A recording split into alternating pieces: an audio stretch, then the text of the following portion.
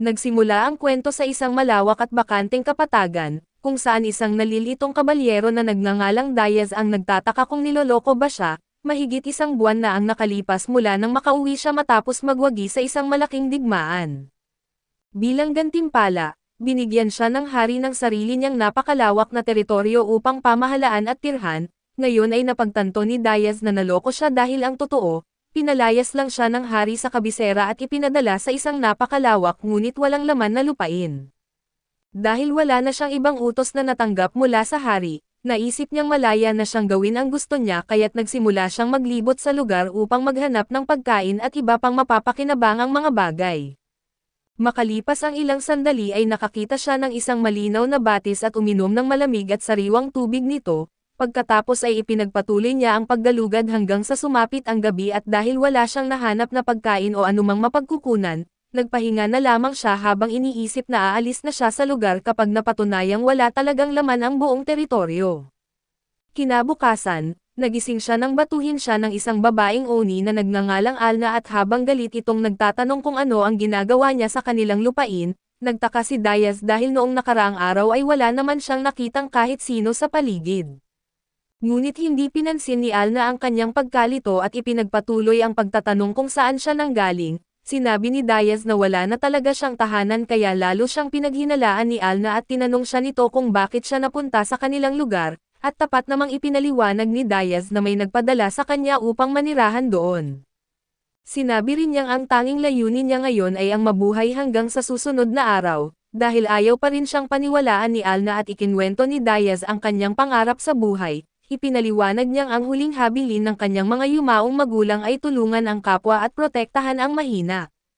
Kaya ginawa niya itong layunin ng kanyang buong buhay at inaasahan ni Alna na nagsisinungaling lamang si Diaz, ngunit biglang kumislap ng kulay asol ang kanyang sungay kaya napilitan siyang maniwala, samantala ay inosente at tapat na tao si Diaz kaya hindi niya maintindihan kung bakit siya pinaghihinalaan ng dalaga. Tinanong siya ni Alna kung kaibigan ba siya o kalaban. Ngunit ipinapaalala ni Diaz na hindi pa sila maaaring tawaging alinman sa dalawa dahil kakakilala pa lamang nila sa isa't isa at sa hindi maipaliwanag na dahilan, lalo lamang nainis si Alna sa kanyang makatuwirang sagot, habang si Diaz ay nagtataka kung bakit ito galit na galit. Maya-maya ay naalala ni Diaz na nakatira pala si Alna sa loob ng kanyang teritoryo, kaya inisip niyang isa ito sa kanyang mga nasasakupan at akala niya sinusubok lamang ni Alna ang kanyang katapatan bilang pinuno. Kaya seryoso niyang sinabi na siya ang magiging tapat nitong kakampi. Nangako rin siyang paprotektahan niya ito laban sa kahit sinong kaaway, dahil dito ay lalo pang nagliwanag ang sungay ni Alna at maging siya mismo ay nagulat sa tindi ng katapatan ni Diaz, kaya bigla niya itong hinihila papunta sa isang lugar. Hindi nagtagal ay nakarating sila sa isang nayon ng mga oni at nagtaka si Diaz kung bakit hindi niya ito nakita noong una. Ngunit wala na siyang oras para mag-isip dahil diretso siyang kinaladkad ni Alna papunta sa bahay ng pinuno ng kanilang tribo. Pagpasok nila ay nagulat ang pinuno ng tribo dahil nagdala si Alna ng isang estranghero, gayong karaniwan itong maingat sa mga hindi kilala at ipinaliwanag ni Alna na hindi kailanman namula ang kanyang sungay at sa halip, kumislap pa ito ng matingkad na kulay asol nang ideklara ni Diaz na kakampi niya siya. Pagkarinig nito, tinanong ng pinuno si Diaz kung handa rin ba siyang maging kakampi nila at agad siyang pumayag at sinabing kakampi siya ng lahat ng naninirahan sa nayon, ngunit nang sabihin ni Diaz na ang hari ang nagpadala sa kanya roon ay biglang nagalit si Alna at agad siyang tinutukan ng pana. Pinigilan siya ng pinuno ng tribo dahil hindi pa nito naririnig ang buong kwento ni Diaz, subalit seryoso rin siyang hiningan ng kumpletong paliwanag at nanatiling kalmado si Diaz kahit tinututukan siya ng pana. Ikinwento niyang mula pagkabata ay itinuro na sa kanya ng kanyang mga magulang na tumulong sa kapwa at protektahan ang mahina.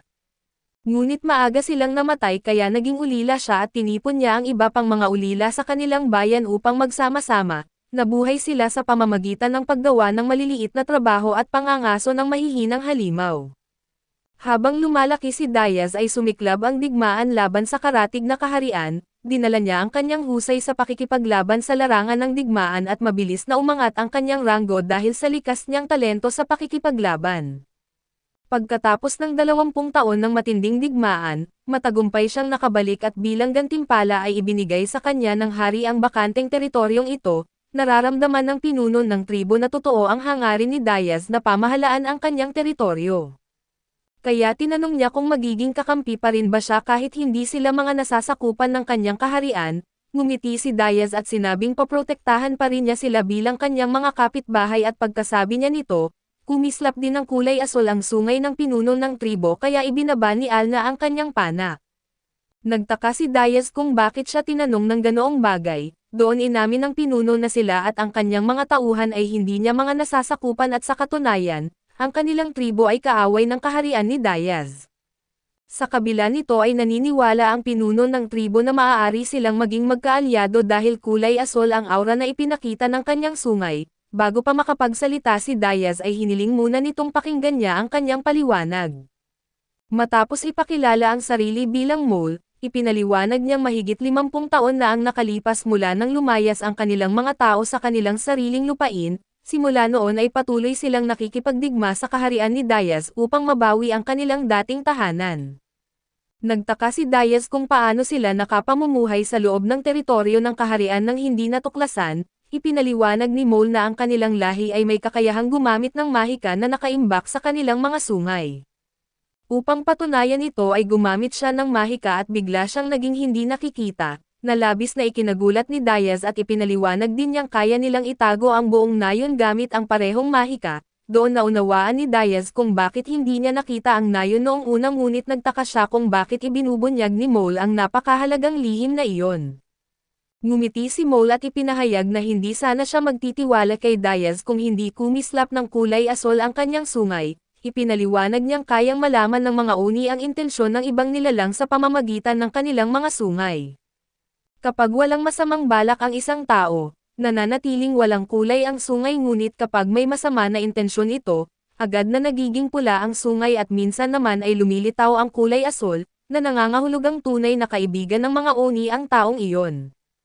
Ngunit kung magsimulang magkaroon ng masamang intensyon ang tao na iyon ay agad na mahahaluan ng pula ang kulay asul ng sungay, dahil kahit kaunting pulang kulay ay hindi lumitaw sa sungay ni Diaz. Naniniwala si Mole na isa siyang tao na lubos na mapagkakatiwalaan. Sa katunayan, iniisip pa niyang napaka-inosente ni Diaz dahil hanggang ngayon ay patuloy pa rin itong tinutupad ang huling hiling ng kanyang mga yumaong magulang at bagamat nalilito pa rin si Diaz, inalok siya ni Mole na tulungan sa pamamahala ng kanyang teritoryo.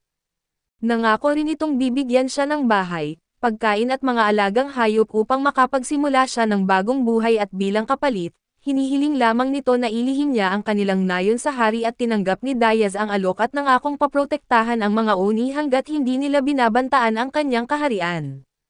Nasiyahan si Mole sa kanyang sagot, kaya inutusan niya si Alna na samahan si Diaz at ipakita rito ang buhay sa kanilang nayon at sa una ay pumayag si Alna, ngunit agad siyang natigilan nang napagtanto ang utos sa kanya. Ipinapaalala ni Mole na si Alna mismo ang nagdala kay Diaz sa nayon, kaya responsibilidad nitong alagaan siya at kahit labag sa loob ay tinanggap ni Alna ang utos at pagkalabas nila, ipinagawa ni Alna sa ilang taga-nayon ang bahay ni Diaz. Sa loob lamang ng ilang oras ay mabilis nilang natapos ang isang bahay na yari sa kahoy. Nagulat si Diaz sa bilis ng kanilang paggawa kaya ipinaliwanag ni Alna na hindi sila pwedeng manatili sa iisang lugar habang buhay at dahil dito, magagaan ang pagkakagawa ng kanilang mga bahay upang madali nila itong mabuwag at mailipat kapag may panganib.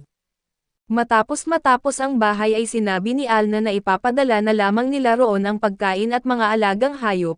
Nangako rin siyang tutulungan si Diaz sa pag-aalaga ng mga ito kaya nagpasalamat siya, gayunpaman ay nag-alala si Diaz dahil kakaunti lamang ang naninirahan sa kanyang teritoryo. Kaya tinanong niya si Alna kung may alam ba itong paraan para dumami ang kanilang populasyon. Hindi maintindihan ni Alna kung bakit gusto pa niyang dumami ang kanyang mga nasasakupan, lalo na't kulang na nga ang pagkain sa napakalawak ngunit bakanteng lupain. Tinanong niya kung paano niya balak pakainin ang mas maraming tao, at doon napagtanto ni Diaz na tama ang kanyang sinabi at pagkatapos ay inabot ni Alna ang isang supot na may kakaibang pulbos. Ipinaliwanag niyang isa itong espesyal na bitag na nakakaakit ng mga mabangis na hayop.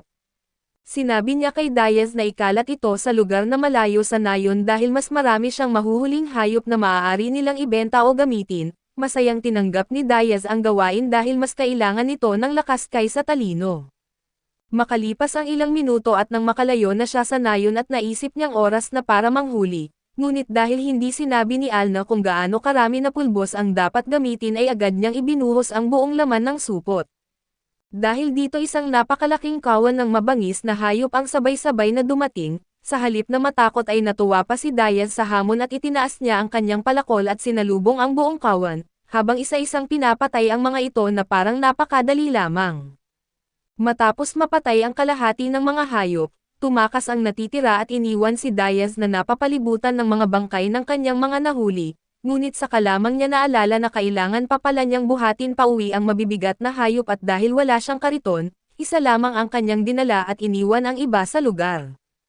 Habang pauwi ay nag-aalala si Diaz na baka magalit na naman si Alna dahil madalas itong mainis sa mga ginagawa niya. Ngunit laking gulat niya nang matuwa si Alna nang makita ang malaking hayop na kanyang nahuli dahil napakabihira ng karne sa kanilang nayon. Napansin ni Alna na tila may iniisip si Diaz kaya tinanong niya kung ano ang problema.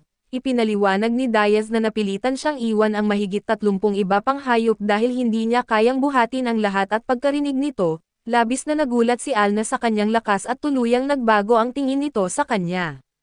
Lumabas din si Mole at pinuri si Diaz dahil sa ipinakita nitong pagiging tunay na lalaki. Sumang-ayon si Alna at agad na tumakbo upang ipaalam sa mga taga-nayon na kunin ang natitirang mga hayop. Nagtaka si Diaz kung ano ang ibig sabihin ni Mole sa pagiging tunay na lalaki.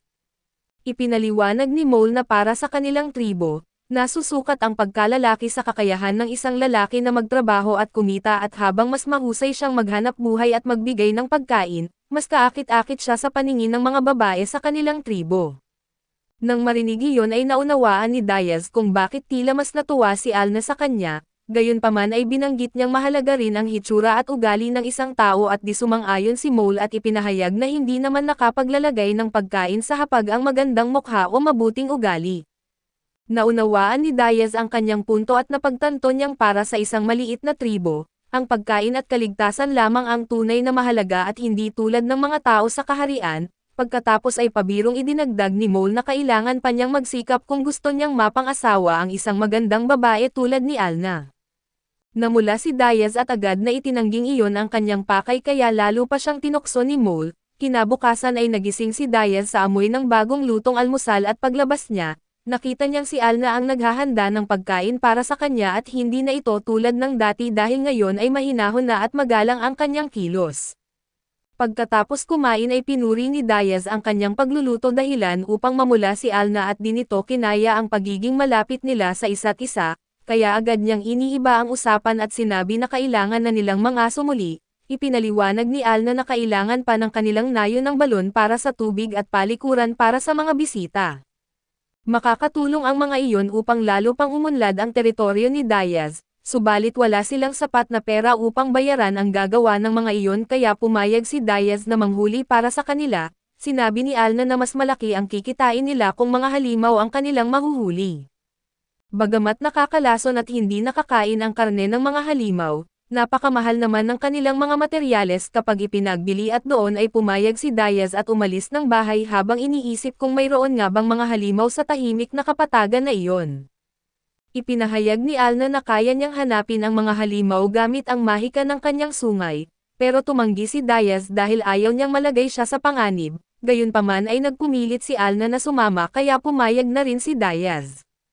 Makalipas ang ilang sandali at habang inaalagaan niya ang kanyang mga alagang hayop, may ilang taga-nayon na nagdala sa kanya ng pagkain at mga kumot at dahil sa paggalang na ipinapakita ng mga ito, napagtanto ni Diaz na talagang pinahahalagahan ng nayon ang mga lalaking may kakayahang protektahan ang kanilang mga tao. Sakto namang lumabas si Alna mula sa kanyang kubo matapos maghanda para sa kanilang paglalakbay, napansin ni Diaz na nagayos at naglagay ng kaunting make-up si Alna habang ang ibang mga lalaki sa nayon ay naiinggit sa kanya.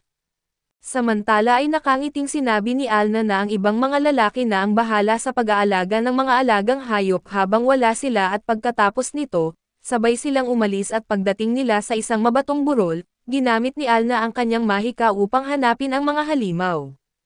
Isang kakaibang asol na liwanag ang bumabalot sa kanya at agad nitong natukoy ang lokasyon ng isang halimaw sa malapit. Sinabihan ni Diaz si Alna na magtago habang siya ang haharap sa halimaw ngunit tumanggi ito. sa halip ay sinabi niyang tutulungan niya si Diaz habang ginagamit ang kanyang mahika ng pagtatago.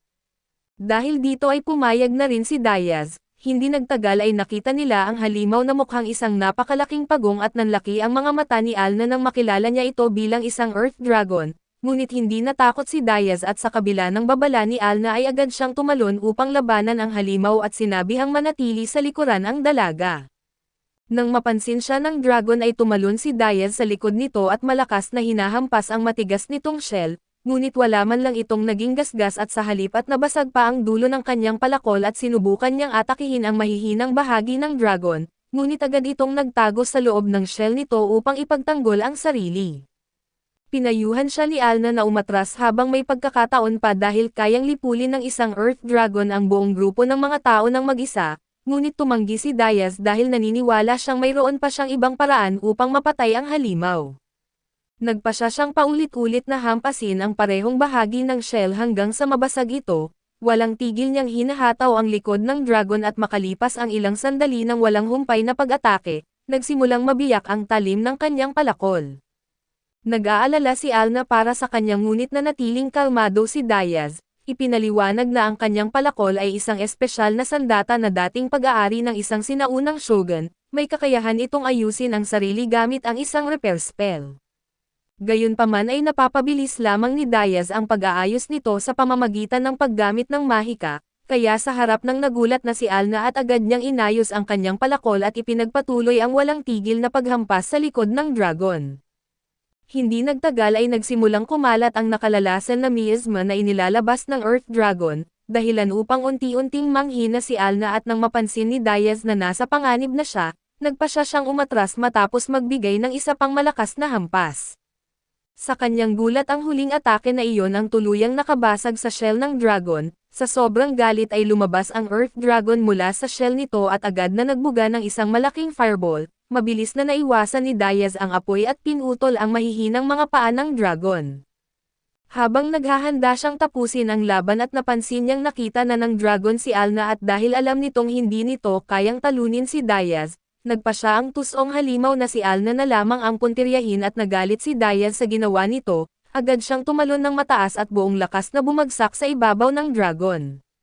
Diretso niyang tinagos ang gulugad nito dahilan upang agad itong mamatay. Napaluha si Alna matapos masaksihan ang ipinakitang tapang ni Diaz at agad siyang tumakbo at niyakap ito at bago pa makapag-react si Diaz sa biglaang yakap, diretsahan ng sinabi ni Alna na magpapakasal na silang dalawa. Hindi nagtagal ay bumalik si Diaz sa nayon at sa tulong ng ilang mga taga-nayon, hinayla ni Oni ang napakalaking katawan ng Earth Dragon sa buong nayon at ipinagmalaki ng mga taga-nayon na si Diaz ang mag-isang nakapatay sa Earth Dragon. Kaya naman nagsimula silang humanga at purihin siya dahil sa napakalaking tagumpay na iyon.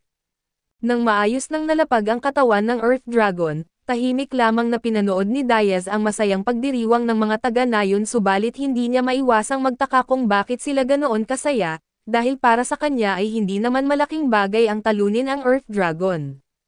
Lumapit si Mole at sinabi na hanggang ngayon ay hindi pa rin siya makapaniwalang nagawa ni Diaz na mag-isang talunin ang Earth Dragon. Subalit binaliwala lamang iyon ni Diaz at sinabing wala naman itong espesyal. Sa halip na humingi ng kayamanan o papuri, sinabi niyang mas gusto niyang gamitin ang halaga ng Earth Dragon para makapagpatayo ng maayos na balon at palikuran sa nayon at ngumiti si Mole at binanggit na walang magiging problema roon, dahil ang isang paa pa lamang ng Earth Dragon ay sapat na ang halaga para makapagpatayo ng ilang balon. Nang marinig iyon sa kalamang napagtanto ni Diaz kung gaano pala talaga kahalaga ang Earth Dragon, ipinaliwanag din ni Mole na ibabalik nila kay Diaz ang marami sa mahahalagang bahagi ng dragon dahil siya ang nakapatay rito.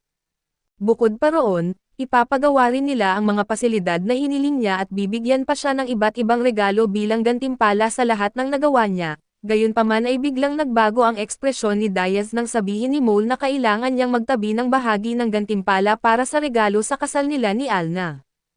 Ayon kay Mole, siguradong matutuwa ang mga magulang ni Alna kung isa sa mga kuko o malaking pangil ng Earth Dragon ang ibibigay niyang regalo at lalong nalito si Diaz, dahil wala siyang ideya kung bakit puro kasal ang pinag-uusapan ng lahat. Kaya tinanong niya si Mole kung ano ba talaga ang ibig sabihin ng lahat ng usapang iyon. Kalmadong ipinaliwanag ni Mole na magpapakasal siya kay Alna at gusto man niya o hindi at sinabi rin nito na handang gawin ni Alna ang lahat para maging malapit sa kanya, kaya ang pinakamainam na paraan ay gawin siyang bahagi ng kanilang pamilya sa pamamagitan ng kasal. Dagdag pa ni Mole kahit hindi man matuloy ang kasal nila ni Alna ay hindi pa rin mawawala ang problema, sa halip lahat ng dalaga sa nayon ay agad siyang papalibutan at susubukan na mapalapit sa kanya. Pagkarinig nun ay mabilis na naisip ni Diaz na baka mas malaking problema pa nga iyon kaysa ang pakasalan si Alna mula pa sa simula, pagkatapos ay sinabi ni Mole na huwag siyang mag-alala dahil pumunta na si Alna sa kanyang mga magulang upang ayusin ang kanilang kasal. Pagkarinig ni Diaz doon, naisip niyang iyon marahil ang dahilan kung bakit matagal na niyang hindi nakita si Alna, kaya tinanong niya si Mole kung ibig bang sabihin noon ay opisyal na silang magkasintahang nakatakdang ikasal.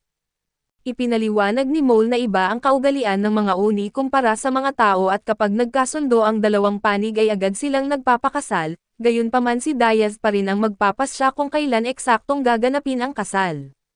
Nagpatuloy si Mole sa pagpapaliwanag na habang mas lumalalim ang ugnayan ni Diaz sa nayon at sa mga tao rito, mas lalo siyang napapalapit sa pagiging susunod na dakilang Panginoon. Ginagawa ni Mole ang lahat para matulungan si Diaz na maging dakilang Panginoon dahil alam niya ang nangyari sa huling napili sa posisyong iyon. Ang dating pinuno ay lubos na nabigong pamumunuan ang lahat, kaya ayaw na niyang maulit ang nakaraan at muling may hindi karapat-dapat na maging susunod na pinuno at pagkaalis ni Mole, narinig ni Diaz ang ilang mga taga-nayon na nag-uusap kung gaano kaswerte si Alna dahil mapapangasawa niya ang isang napakalakas na lalaki kahit bata pa siya. Dahil dito ay nausisa si Diaz at tinanong ang isa sa kanila kung ilang taong gulang na ba talaga si Alna. Nang malaman niyang 15 taong gulang pa lamang ito ay halos malaglag ang kanyang pangasagulat at 35 taong gulang na siya, kaya sapat na ang edad niya para maging ama ni Alna na mas lalo tuloy siyang nabigla sa sitwasyon. Sa kabutihang palad, may batas ang kaharian na kailangang 18 taong gulang muna ang isang tao bago maaaring magpakasal at ibig sabihin, 3 taon pa silang mananatiling magkasintahang nakatakdang ikasal at sa panahong iyon, malamang ay ganap ng magiging isang tunay na Panginoon si Diaz.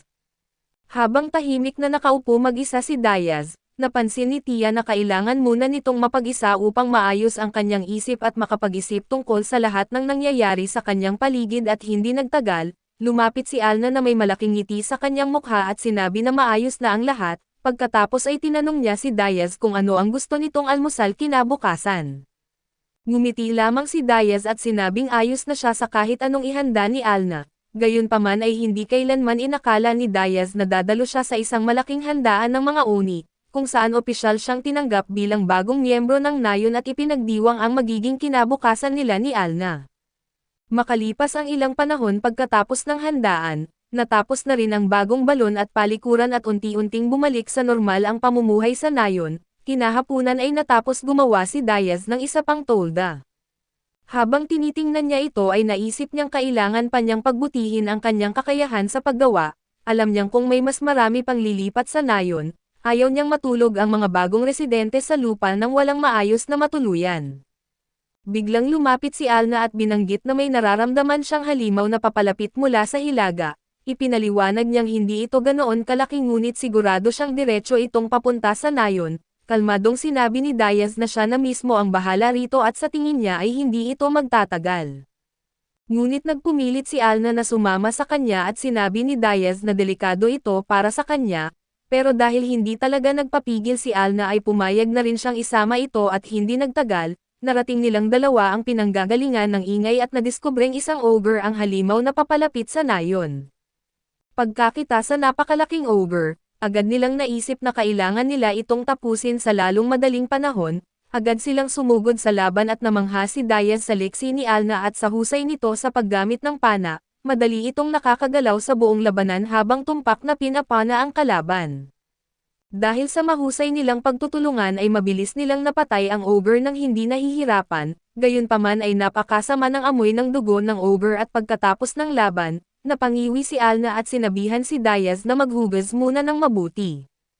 Hindi niya ito papayagan na pumasok sa bahay habang ganoon pa rin ang amoy nito, dahil doon ay wala nang nagawa si Diaz kundi maglinis muna bago umuwi at kinabukasan, malalim ang iniisip ni Diaz habang inaalala ang nangyari noong nakaraang araw. Sa halip na may makilala silang mga bagong tao na maaaring maging bagong mamamayan ng nayon, isa na namang mapanganib na halimaw ang kanilang nakalaban at bigla namang tumakbo si Alna papunta sa kanya at masayang ibinalitang buntis na sila at magkakaroon na sila ng anak. Ngunit agad ding nalinaw na hindi pala sila ang tinutukoy ni Alna. Ang tinutukoy nito ay si Francoise na sa wakas ay nagbuntis matapos ang mahabang panahon ng paghihintay. Pagkatapos nito ay ipinapaalala ni Alna kay Diaz na napakatalinong lahi ang mga Beastman, ngunit may kaakibat itong kahinaan at mas madali silang matakot at maapektuhan ng emosyon kumpara sa karamihan ng ibang lahi. Mas lumalala pa ito kapag buntis ang isang Beastman at kung minsan ay maaari pa itong maging dahilan ng kanilang pagkamatay dahil sa sobrang stress. Dahil dito ay iminungkahi ni Alna na manatili muna si Diaz malapit kina Francois at Francoise upang maramdaman nilang ligtas at may sumusuporta sa kanila, sa ngayon ay maninirahan muna silang lahat sa iisang tolda. Inakala ni Alna na baka hindi magustuhan ni Diaz ang ganoong ayos dahil mas malakas ang amoy ng mga Beastman kapag buntis, ngunit ikinagulat niya nang sabihin ni Diaz na wala naman siyang problema rito at agad niya itong tinanggap ng walang reklamo. Dahil sa naging reaksyon ni Diaz, nakahinga ng maluwag si Alna dahil nakita niyang isa itong maalalahanin at mabuting tao at makalipas ang ilang sandali ay biglang nagsimulang magliwanag ang sungay ni Alna. Senyales iyon na may mga halimaw o mga hindi kilalang bisitang papalapit. Mabilis na ipinahayag ni Alna na nararamdaman niyang may 10 kabalyerong papalapit mula sa silangan. Agad na naisip ni Diaz na iyon din ang direksyon ng kabisera ng kaharian ngunit wala naman siyang inaasahang bisita, kaya lalo siyang naghinala. Nagpasya si Diaz na siya mismo ang mag-imbestiga habang naiwan si Alna sa nayon upang magbantay, mabilis siyang tumakbo sa malawak na kapatagan at hindi nagtagal ay nakita niya ang grupo ng mga manlalakbay.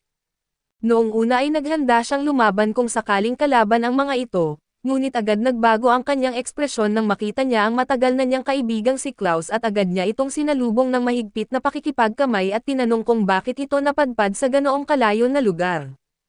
Ipinaliwanag ni Klaus na ang babaeng kasama nila ang tunay na sadya kay Diaz. Wala namang ideya si Diaz kung sino ang babae kaya dinala niya ang buong grupo sa kanyang tolda upang doon sila makapag-usap ng private. Pagdating doon, napagtanto niyang tama ang naging desisyon niyang itago ang lahat maliban sa mismong toldang ginawa niya at nangako kasi siyang ililihim ang tungkol sa nayon ng mga uni, at ang ipaliwanag iyon sa mga estranghero ay siguradong magdudulot lamang ng maraming problema. Nang makaupo na ang lahat ay nagpakilala ang dalaga bilang si Diane, ang ikatlong prinsesa ng kaharian at tinanong niya si Diaz kung ginagawa pa ba ang kanyang mansyon dahil wala siyang nakitang kahit anong bakas ng tahanan ng isang maharlika sa paligid. Ipinaliwanag ni Diaz na wala siyang mansyon at wala rin siyang mga katulong, ang nag-iisa niyang tahanan ay ang toldang nasa harapan nila at kahit simple lamang ito, siya mismo ang gumawa nito at maraming oras ang ginugol niya para maitayo iyon. Nagulat si Diane nang malaman niyang si Diaz mismo ang gumawa ng lahat ng nasa paligid, lalo na't ang alam niya ay binigyan ito ng hari ng malaking gantimpala at napakaraming pera upang makapagsimula ng bagong buhay. Ngunit ikinagulat niya nang sabihin ni Diaz na wala siyang natanggap kahit isang barya mula sa hari at sa halip, iniwan lamang siya sa gitna ng kawalan ng walang pagkain o tubig para mabuhay. Pagkatapos ay tinanong ni Diaz si Diane kung ano ang dahilan ng pagpunta nito sa ganoon kalayo na lugar, ipinaliwanag ni Diane na malapit nang sumiklab ang isang digmaan malapit sa kabisera, kaya humingi sila ng tulong dahil kinikilala na ngayon ng mga tao si Diaz bilang bayaning nagligtas sa kaharian. Bilang kapalit ng kanyang tulong ay inalok pa ni Diane na pakasalan siya, ngunit wala nang balak si Diaz na makisali pa sa isa pang digmaan at kakabuntis pa lamang ni Francoise, at mas mahalaga sa kanya ang protektahan ang kanyang pamilya. Kaya mahinahon niyang tinanggihan ang alok ni Diane at magalang na hiniling na umalis na ito kung iyon lamang ang dahilan ng pagpunta nito. Nagalit ang isa sa mga gwardya ni Diane nang marinig na tinanggihan ni Diaz ang alok ng prinsesa, agad nitong iwinasiwas ang espada upang takutin si Diaz. Ngunit bago pa man siya tamaan ng espada ay kusang kumilos ang katawan ni Diaz at sa isang mabilis na galaw, sinasalag niya ang pag-atake at nabiyak ng malinis sa gitna ang espada ng gwardya sa iisang hampas lamang, muling naghanda ang gwardya na umatake ngunit mabilis siyang pinigilan ni Klaus. Sinabi niya sa lahat na walang saysay ang pakikipaglaban kay Diaz, dahil kahit sabay-sabay pa silang umatake ay wala pa rin silang kahit kaunting pag-asang matalo ito, Pagkaalis ng grupo ay tumingin sa paligid si Diaz at napagtanto niyang napalakas yata ang kanyang ginawang pag-atake. Nasira nito ang banig sa loob ng tolda, kaya agad niyang naisip na siguradong papagalitin siya ni Alna dahil sa nagawa niyang kalat, samantala ay tahimik na umalis si Diane habang may sama ng loob kay Diaz dahil tinanggihan nito ang kanyang kahilingan at maging ang alok nitong kasal. Paglabas ni Diaz ng tolda ay biglang lumitaw sina Alna, Francis, at Francoise. Matagal na silang nagtatago sa malapit habang pinagmamasdan ang buong pangyayari. Ipinaliwanag ni Alna na lahat ng taong kasama ni Diane ay umalis na may pulang aura, maliban sa isang tao na nanatiling kulay asol ang aura.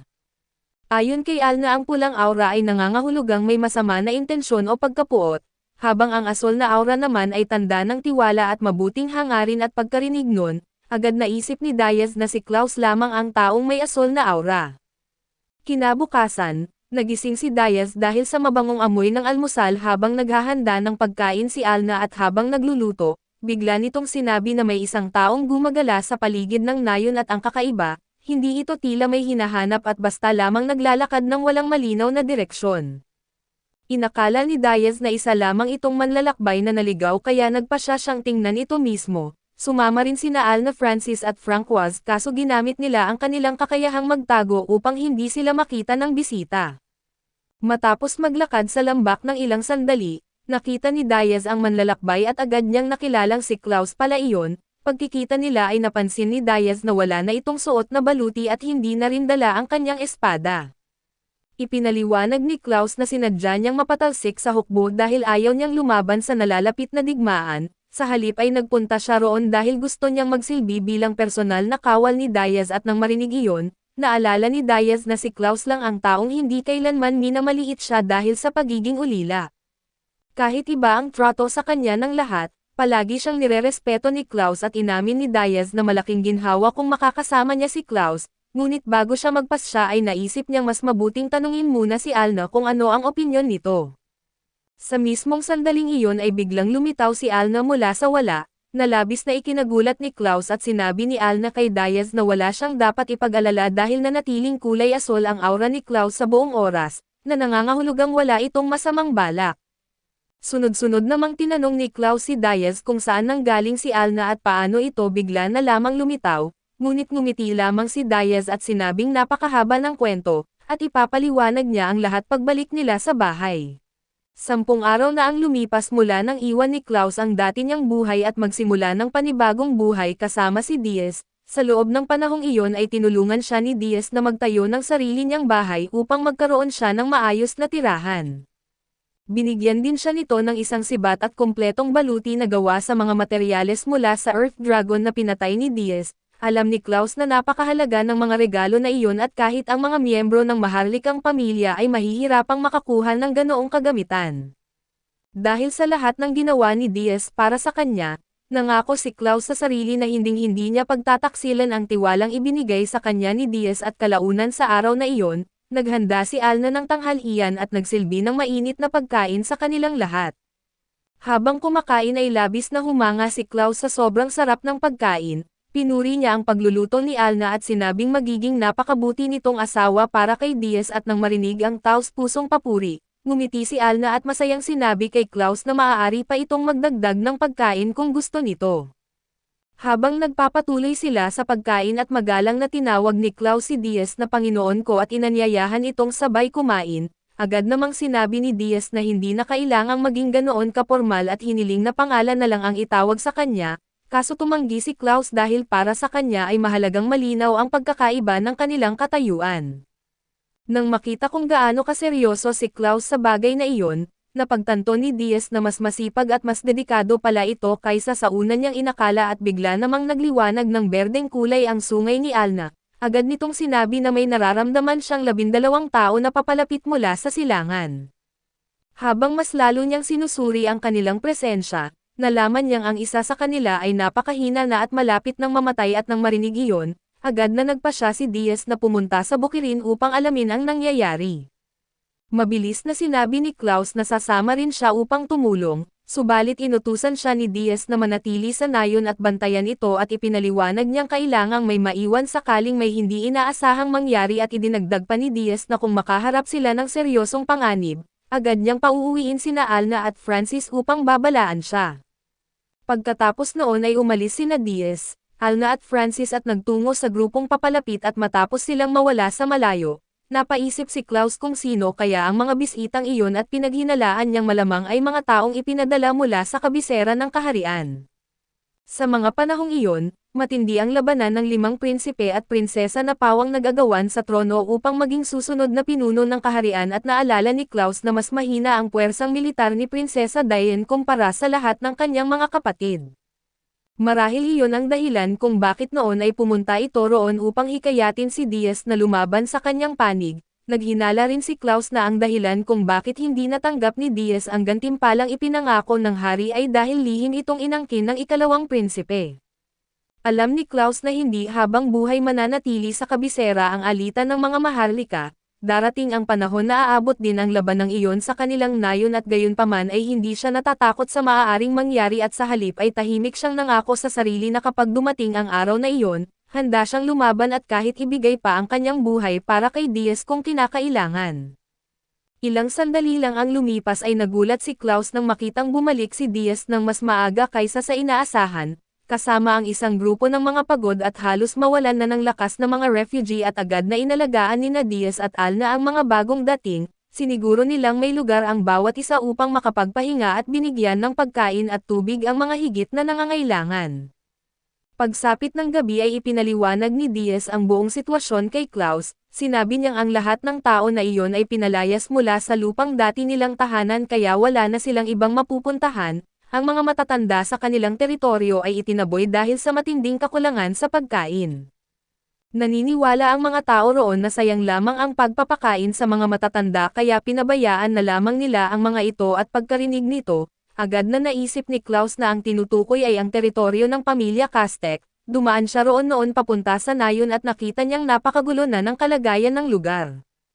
Ang matandang babaeng nakahiga sa lupa ay si Lola Maya na siya ring pinuno ng grupo. Ipinaliwanag ni Diaz na ginamit nito ang kanyang kakayahan sa panghuhula upang makahanap ng paraan para mabuhay sila, dahil doon ay nakarating sila sa kanilang nayon. Ngunit sa halip na isipin itong problema, natuwa pa si Diaz dahil nadagdagan ng 12 bagong tauhan ang kanyang teritoryo at agad siyang nagsimulang gumawa ng mga tolda para sa mga bagong dating kaso pinigilan siya ni Klaus. Ipinapaalala nitong hindi na kayang magtrabaho ng mabigat ng mga matatandang iyon at hindi rin sila gaanong makakatulong sa pagpapalago ng teritoryo. Ngumiti lamang si Diaz at sinabing mas lalo pa nga silang mahalaga dahil maituturo nila sa lahat ang mga lihim ng mahabang buhay. Sumang-ayon si Alna kay Diaz at sinabing dapat nilang malugod na tanggapin ang kanilang mga bagong mamamayan. Sa sandaling iyon ay tuluyan ng naunawaan ni Klaus na ang paraan ng pag-iisip na iyon ang dahilan kung bakit napakalayo na nang narating ni Diaz. Naalala niya ang panahon na nagsilbi siyang kabalyero noong digmaan at nang maging desperado ang sitwasyon, pinili ng lahat ng ibang sundalo na tumakas upang iligtas ang sarili. Pero si Diaz lamang ang nanatili at sa halip na isipin ang sarili niyang kaligtasan, niligtas niya ang isang batang umiiyak at ligtas itong naibalik sa kanyang ina at habang papalapit ang mga kalaban na sundalo upang palibutan sila, magkasamang lumaban sina Klaus at Diaz at silang dalawa lamang ang tumalo sa buong pangkat ng kalaban. Natapos ang labanan na punong-puno ng sugat si Klaus, samantalang si Diaz ay wala man lang ni isang gasgas at kahit nanalo na sila, mas inaalala pa ni Diaz ang pagpapatahan sa isang umiiyak na sanggol kaysa sa pagdiriwang ng kanilang tagumpay. Nang balikan ni Klaus ang alaalang iyon at napagtanto niyang napakatanga pala ng dati niyang paniniwala, noon ay iniisip niyang ang pinakamataas na karangalan ay ang mamatay para kay Diaz, ngunit ngayon ay naunawaan niyang ang tunay niyang tungkulin ay manatiling buhay at patuloy na suportahan si Diaz hanggat kaya niya. Kinabukasan, natapos ni Diaz ang paggawa ng lahat ng tolda kaya nagtipon ang lahat sa loob ng isa sa mga ito upang magdaos ng isang pagpupulong. Sinabi ni Lola Maya kay Diaz na magiging kapakipakinabang pa rin ang mga matatanda at kapag dumami na ang balahibo ng kanilang mga tupa, maaari nila itong paikutin bilang sinulid at gawing tela. Naisip ni Diaz na malaking tulong iyon para sa pagunlad ng kanilang nayon, gayunpaman ay napansin ng lahat na tila hindi masaya si Diaz kaya tinanong nila kung ano ang bumabagabag sa kanya. ipinaliwanag niya ngayong sapat na ang dami ng mga naninirahan sa kanilang lugar, gusto na niyang bigyan ng opisyal na pangalan ang kanilang pamayanan subalit wala siyang maisip na pangalang gusto niya. Mabilis na iminungkahi ng iba na tawagin itong nayon ni Diaz, ngunit tumanggi siya dahil ayaw niyang ipapangalan ang nayon sa sarili niya at sumunod namang nagmungkahi si Klaus ng nayon ng pumatay ng dragon, kaso hindi rin iyon nagustuhan ng lahat. Pagkatapos ay nagsalita si Alna at iminungkahi ang pangalang Ilok, na ang ibig sabihin sa sinaunang wika ay unang nayon at agad na nagustuhan ni Diaz ang pangalang iyon at sumang-ayon ang lahat na iyon ang pinakaangkop, mula noon ay opisyal nang tinawag ang kanilang bagong tahanan na nayon ng Ilok. Pagkatapos ng pagpupulong ay palihim na lumapit si Lola Maya kay Diaz, napansin niyang gusto pa nitong magdala ng mas maraming tao sa nayon kaya nagbigay siya ng isang mungkahi. Sinabi niyang maaari nilang ibenta ang mga materyales ng dragon na kanilang nakolekta at gamitin ang perang kikitain upang bumili ng mga alipin. Agad na tinanggihan ni Diaz ang ideyang iyon dahil labis niyang kinamumuhian ang pang-aalipan at noong panahon ng digmaan, nakakita siya ng napakaraming sundalong inalipin at nakaranas ng matinding pangmamaliit at dahil sa mga karanasang iyon, matagal na niyang ipinasya na ipagbabawal ang pagbili at pagbebenta ng mga alipin sa kanyang teritoryo. Matapos marinig ang kanyang sagot, inamin ni Lola Maya na sinadya lamang niyang banggitin ang ideyang iyon upang subukan ang magiging reaksyon ni Diaz, humingi siya ng paumanhin at ipinaliwanag na ginawa niya iyon dahil dati silang nagdusa sa ilalim ng malupit na pinuno at alam ni Diaz na ang tinutukoy niya ay ang pamilya Castek.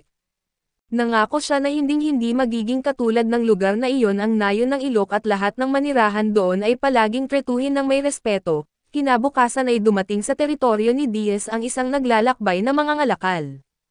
Labis na nagulat si Diaz nang makita niyang isa pala itong palaka, bumababa ito mula sa kanyang kabayo at nagpakilalang si Pigeon at ipinaliwanag nitong naparito siya upang suriin ang mga materyales ng dragon na nais nilang ibenta. Napansin ni Diaz na naging puti ang sungay ni Alna, na nangangahulugang wala namang masamang intensyon si Pigeon at nang makasiguro siya ay inilatag niya ang mga materyales ng dragon sa harap ng mga ngalakal, namangha si Pigeon sa laki ng mga ito. Habang mas mabuti niya itong sinusuri, nagsimula siyang magduda kung totoo ngang si Diaz lamang ang nakapatay sa napakalaking dragon at sa halip na makipagtalo, pinatunayan iyon ni Diaz sa pamamagitan ng kilos at ginamit niya ang kanyang espesyal na atake at sa isang hampas lamang ay malinis niyang nahati sa dalawa ang isang kaliskis ng dragon. Sapat na ang ipinakitang lakas na iyon upang tuluyang maniwala si Pigeon na si Diaz nga ang tunay na pumatay sa dragon. Pagkatapos nito ay ipinakilala ni Pigeon ang dalawang maliit na batang babae at sinabing umaasa siyang aalagaan sila ni Diaz kapalit ng makatarungang halaga. Agad na inisip ni Diaz na ibinebenta ang mga bata bilang alipin kaya napuno siya ng galit.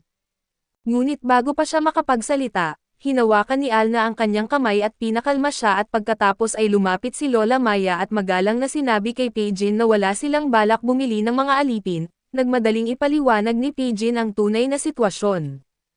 Sinabi niyang hindi mga alipin ang dalawang bata kundi kambal na magkapatid at sa nayon na kanilang pinagmulan.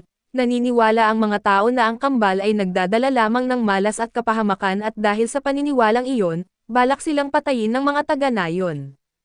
Dahil dito ay tumakas ang kanilang mga magulang kasama sila at nagtago sa pinakaloob ng kagubatan, lumipas ang panahon at parehong nagkasakit ng malubha ang kanilang mga magulang at nang malaman nilang wala na silang gaanong panahon, nakilala nila si Pigeon at nakiusap na alagaan nito ang kambal. Noong una ay tumanggi si Pigeon dahil isa lamang siyang mangangalakal at hindi tao na gumagawa ng kawanggawa, kaso inalok siya ng malaking halaga ng kanilang mga magulang kaya pumayag din siya. Ngayon ay ubos na ang perang iniwan ng mga magulang at lalo lamang siyang nabaon sa utang sa patuloy na pag-aalaga sa kambal, dahil wala na siyang ibang mapagpilian ay nakiusap siya kay Diaz na siya na ang sasalo sa responsibilidad sa dalawang bata. Iginiit ni Alna kay Diaz na nagsasabi ng totoo si Pigeon kaya pumayag si Diaz na alagaan ang kambal, inalok pa niyang bayaran si Pigeon sa lahat ng nagastos nito habang inaalagaan ang dalawang bata at labis ang pasasalamat ni Pigeon sa kabutihang ipinakita ni Diaz. Maingat namang binuhat ni Diaz ang dalawang bata at malugod silang tinanggap sa kanilang nayon, tinanong niya ang kanilang mga pangalan at mahiyain nilang ipinakilala ang kanilang sarili bilang sina Sene at Ahan. Ngumiti si Diaz at binanggit na napakaganda ng kanilang mga pangalan, pagkatapos ay sinabi niyang sumama muna sila kay Alna upang maligo at makapaglinis bago ang hapunan at pagkaalis ng kambal, inamin ni Klaus na nagulat siya kung gaano kadali na makisama ni Diaz sa mga bata. Ipinaliwanag ni Diaz na noong bata pa siya ay nagsilbi siyang kuya at parang ama sa ibang mga ulila, kaya naman natural na sa kanya ang pag-aalaga ng mga bata at pagsapit ng dapit hapon, bumalik sina Sene at Ahan matapos maligo. Napansin ni Diaz kung gaano na sila kalinis at kasariwa at kasabay nito ay napansin din ni Lola Maya na hindi ganap na tao ang kambal, gayunpaman naniniwala siyang magiging bahagi sila ng pamilya ng Nayon ng Ilok. Makalipas ang ilang sandali, lumapit si Alna sa kambal at ipinaliwanag na ang kanilang mga pangalan ay may malalim na kaugnayan sa buwan ayon sa sinaunang wika, dahil dito ay binigyan niya ang bawat isa ng isang hiyas at sinabi niyang pinaniniwalaang naninirahan ang kapangyarihan ng buwan sa mga batong iyon. Nang marinig iyon ay naalala ni Sene at Ahan ang kanilang mga magulang, dahil sa alaalang iyon ay pareho silang napaiyak at agad silang niyakap ni Diaz at Alna at inaalog habang sinasabing hindi na nila kailangang mag-alala dahil ligtas na sila ngayon. Habang naglalaro ang kambal kasama ang mga tupa, tahimik na sinabi ni Alna kay Diaz na tila hindi ganap na tao sina Sene at Ahan at tahimik lamang na nakinig si Diaz at hindi siya nagpakita ng anumang pag-aalala. Pagkalipas ng halos 10 araw, mas naging komportable na ang kambal sa pamumuhay sa Nayon at nakikita pa silang nagtatalo dahil lamang sa isang kalahating nakain na patatas, bigla namang naramdaman ni Alna na may isang taong papalapit sa kanilang Nayon sakay ng kabayo. Sinabi ni Diaz na siya na ang pupunta upang alamin kung sino iyon at bago siya umalis, nakiusap sina Sene at Ahan na sana ay makabalik siyang ligtas at habang nasa gitna ng malawak na kapatagan, nakita ni Diaz ang mga ngabayo na papalapit. Naramdaman naman ni Alna ang isang puting presensya mula rito, na nangangahulugang wala itong masamang intensyon at pagdating ni Diaz sa kinaroroonan ng mga ngabayo, nagpakilala ang lalaki bilang si Camalots mula sa teritoryo ng pamilya Castek.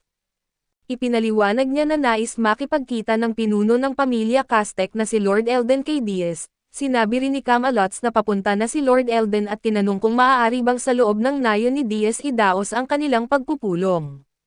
Bago pa man niya matapos ang sinasabi, pinutol siya ni Diaz at ipinahayag na doon na lamang sila magkikita sa lugar na iyon at naunawaan ni Camalots ang kanyang pasya kaya agad siyang umalis sakay ng kabayo upang ihatid ang mensahe.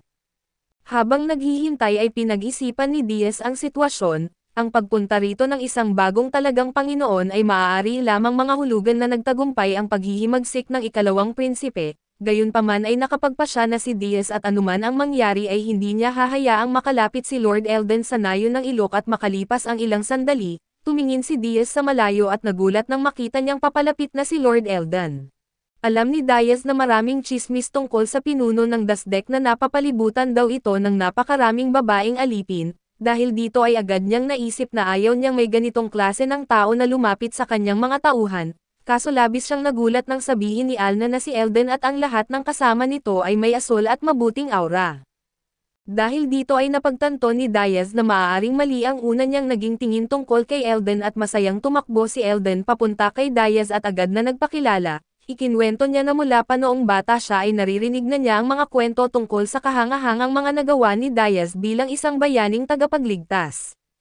Dahil sa mga kwentong iyon ay matagal na niya itong hinahangaan at nirerespeto, napagtanto ni Diaz na mali pala ang naging paghusga niya kay Elden, humingi siya ng paumanhin sa mga naisip niya noon at malugod niyang tinanggap si Elden at ang mga kasama nito sa Nayon ng Ilok.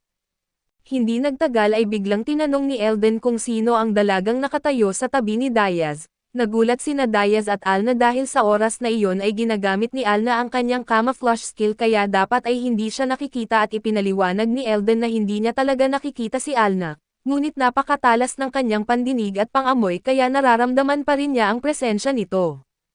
Nang napagtanto ni Alna na wala nang saysay ang pagtatago, inalis niya ang kanyang camouflage at nagpakilala bilang asawa ni Diaz at agad napansin ni Elden ang sungay sa ulo ni Alna at inakala niyang isa itong semi-human, ngunit agad siyang itinama ni Alna at ipinaliwanag na hindi siya semi-human kundi isang Onikin.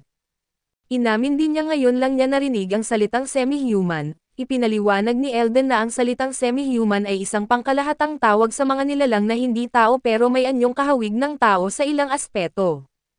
Pagkatapos marinig ang paliwanag, napagtanto ni Alna na sa teknikal na paraan ay maaari nga siyang maituring na semi-human kaya't pumayag siya sa sinabi ni Elden at nang marinig iyon ni Elden, Halos maiyak siya sa sobrang tuwa at agad niyang tinanong kung mayroon na ba silang anak ni Diaz. Inamin ni Diaz na wala pa silang anak, pero mabilis namang sinabi ni Alna na balak niyang magkaroon sila ng hindi bababa sa 10 anak sa hinaharap. Idinagdag pa niya na kasalukuyan nilang inaalagaan ang 2 ulilang bata. Nang marinig iyon ay lalo pang natuwa si Elden at sa sobrang saya, bigla siyang nagbago ng anyo at naging isang elepante at pagkatapos ay inangat si Diaz gamit ang kanyang mahabang nguso. Lubos na nagulat si Diaz at agad niyang napagtanto na semi-human din pala si Elden, ngunit ang pagbabagong anyong iyon ay nagdulot ng matinding pagod sa kanyang katawan at dahil dito, mabilis siyang ibinalik ni Diaz at ng iba sa kanyang karwahe upang makapagpahinga. Ipinaliwanag ni Camelot na kalahating semi-human si Elden at may kakayahan siyang magpapalit ng anyo mula tao patungong hayop at pabalik, kaso ang paggamit ng kakayahang iyon ay malaking pabigat sa kanyang katawan, kaya naman umaasa siya sa pag-aalaga at suporta ng kanyang mga mapagmahal na asawa na palaging nag-aasikaso sa kanya. Pagkatapos ay nagsalita si Elden at ipinaliwanag na kanina ay nadala lamang siya ng sobrang kasiyahan kaya hindi niya naisip ang magiging epekto ng pagbabagong anyo sa kanyang katawan, sa kasamaang palad ay hindi kinaya ng kanyang katawan ang labis na emosyon kaya agad siyang nanghina.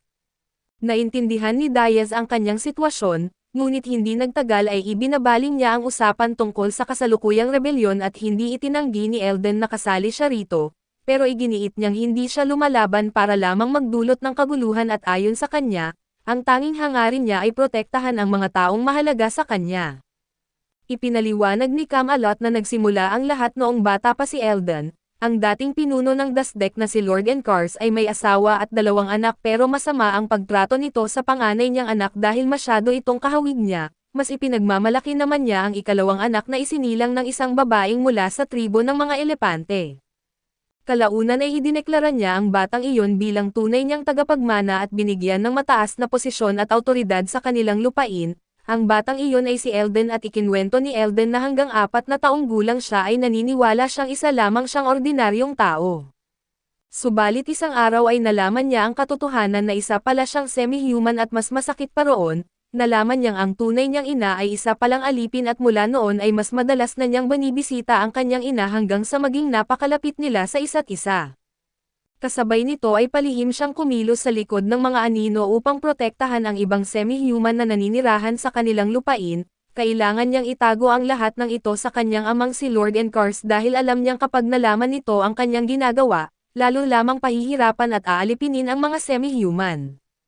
Pagkatapos ay sinabi ni Elden kay Diaz na ang pinakamatagal na niyang pangarap ay ang mamuhay sa isang mundong kung saan maaaring magsama-sama ng mapayapa ang lahat, tao man o semi-human.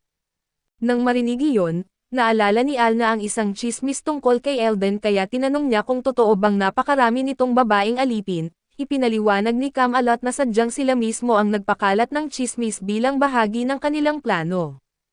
Ang totoo ay tunay na nagmamahalan si Elden at ang kanyang mga asawa at ang kanilang pagsasama ay nakabatay sa totoong pagmamahalan, hindi sa pagkaalipin at natuwa si Alna sa katotohanan iyon at naisip niyang napakaganda ng kanilang relasyon. Kaso sinabi ni Camelot na hindi naging madali ang pagpapanatili ng kasinungalingang iyon. Kalaunan ay nagsimulang maghinala si Lord Encars at muntik nang maglunsad ng malaking digmaan laban sa lahat ng naninirahan sa kanyang nasasakupan, sa kabutihang palad ay nakapaghanda na si Elden para sa ganitong sitwasyon. Nakabuo siya ng sarili niyang hukbo at hinarap ang puwersa ng kanyang ama, sa huli ay matagumpay nilang natalo ang buong hukbo ni Lord Encars at matapos ikwento ang lahat, muling sinabi ni Elden kung gaano niya nirerespeto si Diaz. Ipinahayag niyang matagal na niyang hinahangaan ang mga nagawa nito bilang isang bayaning tagapagligtas at umaasa siyang magiging maganda ang kanilang samahan, higit sa lahat ay nais niyang magtulungan sila upang makabuo ng isang mundong mapayapang namumuhay ng magkakasama ang mga tao at semi-human. Dagdag pa ni Diaz na matagal na niyang sinusuportahan ang ganoong adhikain, sa katunayan ay sa nayon ng ilok ay namumuhay ng magkakasama ang lahat, tao man o hindi ay inamin niyang magiging napakaganda kung balang araw ay matulad ang buong mundo sa kanilang nayon, kung saan walang puot o diskriminasyon. Nang marinig iyon ay napuno ng luha ang mga mata ni Elden at sa unang pagkakataon, nakita niyang unti-unti nang nagiging realidad ang pangarap na matagal na niyang ipinaglalaban, napatunayan niyang posible talagang magsama ng mapayapa ang mga tao at semi-human. Pagkatapos noon ay nagpatuloy ang pag-uusap nina Diaz at Elden tungkol sa mga paraan upang makahikayat ng mas maraming tao na manirahan sa kani-kanilang nasasakupan.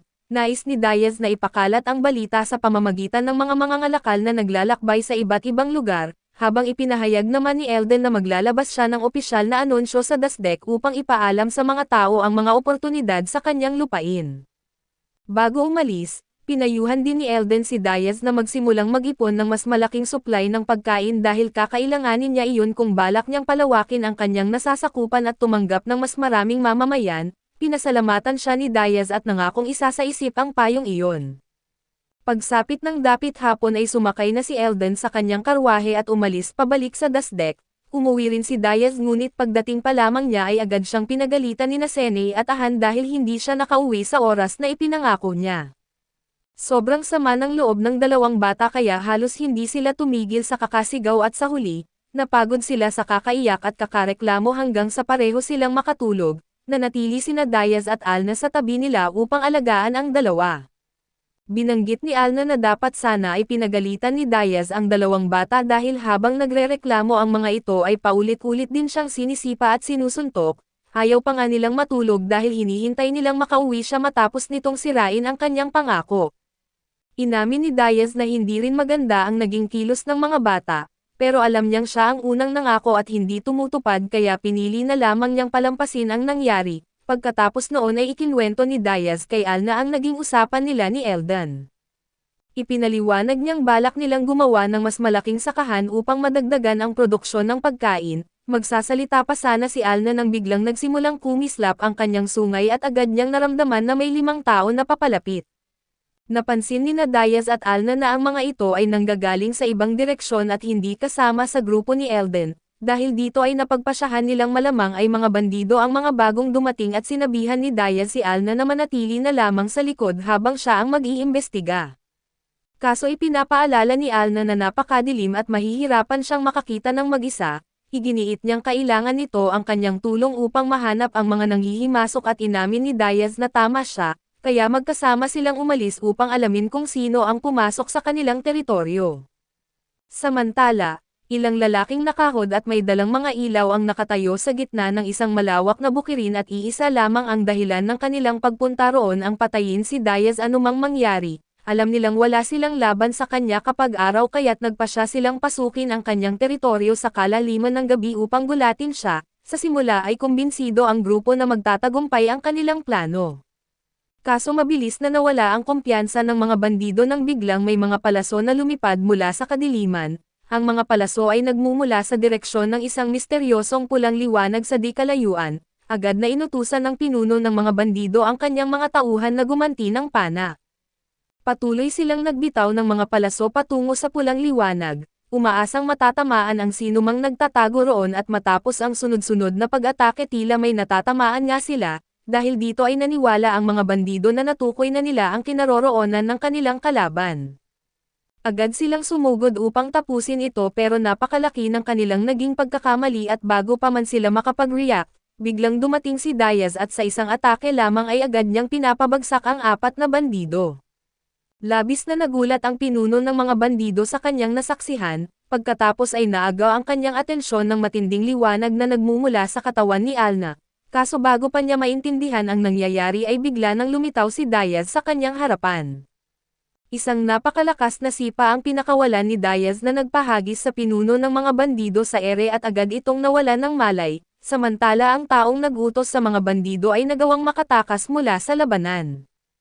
Habang tumatakas at nagsimula siyang pagsisihan ang pakikialam niya kay Diaz, kaso biglang sumakit muli ang dati niyang sugat kaya bumagsak siya sa lupa at habang nakahandusay at namimilipit sa sakit, sinimulan niyang sisihin si Diaz sa lahat ng nangyari sa kanyang buhay. Naalala niya ang unang pagkikita nila noong isa pa lamang simpleng karaniwang tao si Diaz, hindi pa rin siya makapaniwala na nagkaroon ng lakas ng loob si Diaz na labanan siya kahit isa siyang maharlika at dahil sa kahihiyan na iyon, isinusumpa niyang balang araw ay makakabawi siya kay Diaz anuman ang mangyari. Samantala sa lugar ng labanan ay matagumpay na nahuli nina Diaz at Alna ang lahat ng natitirang bandido, hindi makapaniwala si Diaz na naging ganoon sila katanga para pasukin ang kanyang teritoryo at subukang mang-hold up bilang mga bandido. Bilang pinuno ng lupain, naghanda siyang ipahayag ang kanilang kaparusahan at inasahan ni Alna na magiging mabigat ang parusa marahil ay pagpugot pa ng ulo, ngunit nagulat siya sa naging desisyon ni Diaz. Sa halip na patayin ang mga ito, binigyan lamang sila ni Diaz ng mahigpit na babala at pinalayas sa kanyang teritoryo. Ipinaliwanag niyang wala namang malubhang nasugatan sa insidente kaya handa niya silang patawarin sa pagkakataong iyon. Ngunit binalaan niya ang mga ito na kapag muli silang bumalik upang manggulo sa kanyang nasasakupan, hindi na siya magiging ganoon kabait at naunawaan ni Alna ang kanyang naging pasya at sabay silang naglakad pa uwi. Habang naglalakad ay naalala ni Alna ang unang pagkakataon na nakilala niya si Diaz, naalala niyang labis siyang nagtaka nang makita ang isang matandang lalaki na walang pakialam na nakahiga sa gitna ng bukirin. Noong una ay inakala niyang isa itong bandido at sandali pa nga niyang naisip na patayin ito, pero sa hindi niya maipaliwanag na dahilan ay mas pinili niyang kausapin ito kaysa patayin at habang iniisip ang lahat ng nangyari mula noon, napagtanto ni Alna na ang pagpapasyang huwag patayin si Diaz ang marahil ang pinakamagandang desisyong nagawa niya sa buong buhay niya. Dahil sa isang pasyang iyon, tuluyang nagbago ang kanyang buhay at sa sobrang emosyon ay biglang may ginawa si Alna at ginamit niya ang kanyang camouflage at tuluyang naging hindi nakikita. Tahimik siyang lumapit sa likuran ni Diaz at mabilis itong hinalikan sa pisngi. Subalit wala pang 10 segundo ang lumipas ay labis na siyang nahiya sa ginawa niya at agad siyang tumalikod at tumakbo palayo. Sandaling nalito si Diaz bago niya napagtanto ang nangyari at pagkatapos ay hinabol niya si Alna, habang patuloy itong tumatakbo dala ng matinding hiya sa biglaan niyang pagpapakita ng pagmamahal. Kinabukasan, nakipagkita si Diaz kay Mole at binanggit niyang gusto niyang magsimulang magtanim sa mga damuhan, ngunit ipinaliwanag ni Mole na imposible itong gawin dahil sa hindi malamang dahilan at walang anumang pananim ang tumutubo sa mga kapatagan na iyon, kahit ano pang subukan ng mga tao ay palagi pa rin itong nabigo. Gayunpaman, hindi sumuko si Diaz at sinabi niya kay Mole na ang kailangan lang niya ay turuan siya kung paano magtanim sa mga paso. Kahit mabigo ang eksperimento ay gusto pa rin niyang subukan at alamin mismo kung ano ang mangyayari at sa huli, pumayag si Mole na tulungan siya. Ipinaliwanag ni Mole na kailangan munang durugan ang ilang fertilizer leaves at mga buto ng hayop bago ihalo ang pinong pulbos sa lupa. Binalaan din niya si Diaz na mas angkop ang paraang ito sa pagtatanim ng mga halamang gamot kaysa sa mga gulay. Hindi naman gaanong naintindihan ni Diaz ang pagkakaiba ng dalawa at para sa kanya, parehong mukhang damo lang ang mga halamang gamot at gulay kaya hindi niya ito matukoy at inamin ni Mole na hindi rin siya lubos na sigurado sa pagkakaiba ng mga ito, pero naniniwala siyang alam ng mga tao ng kagubatan ang tamang sagot.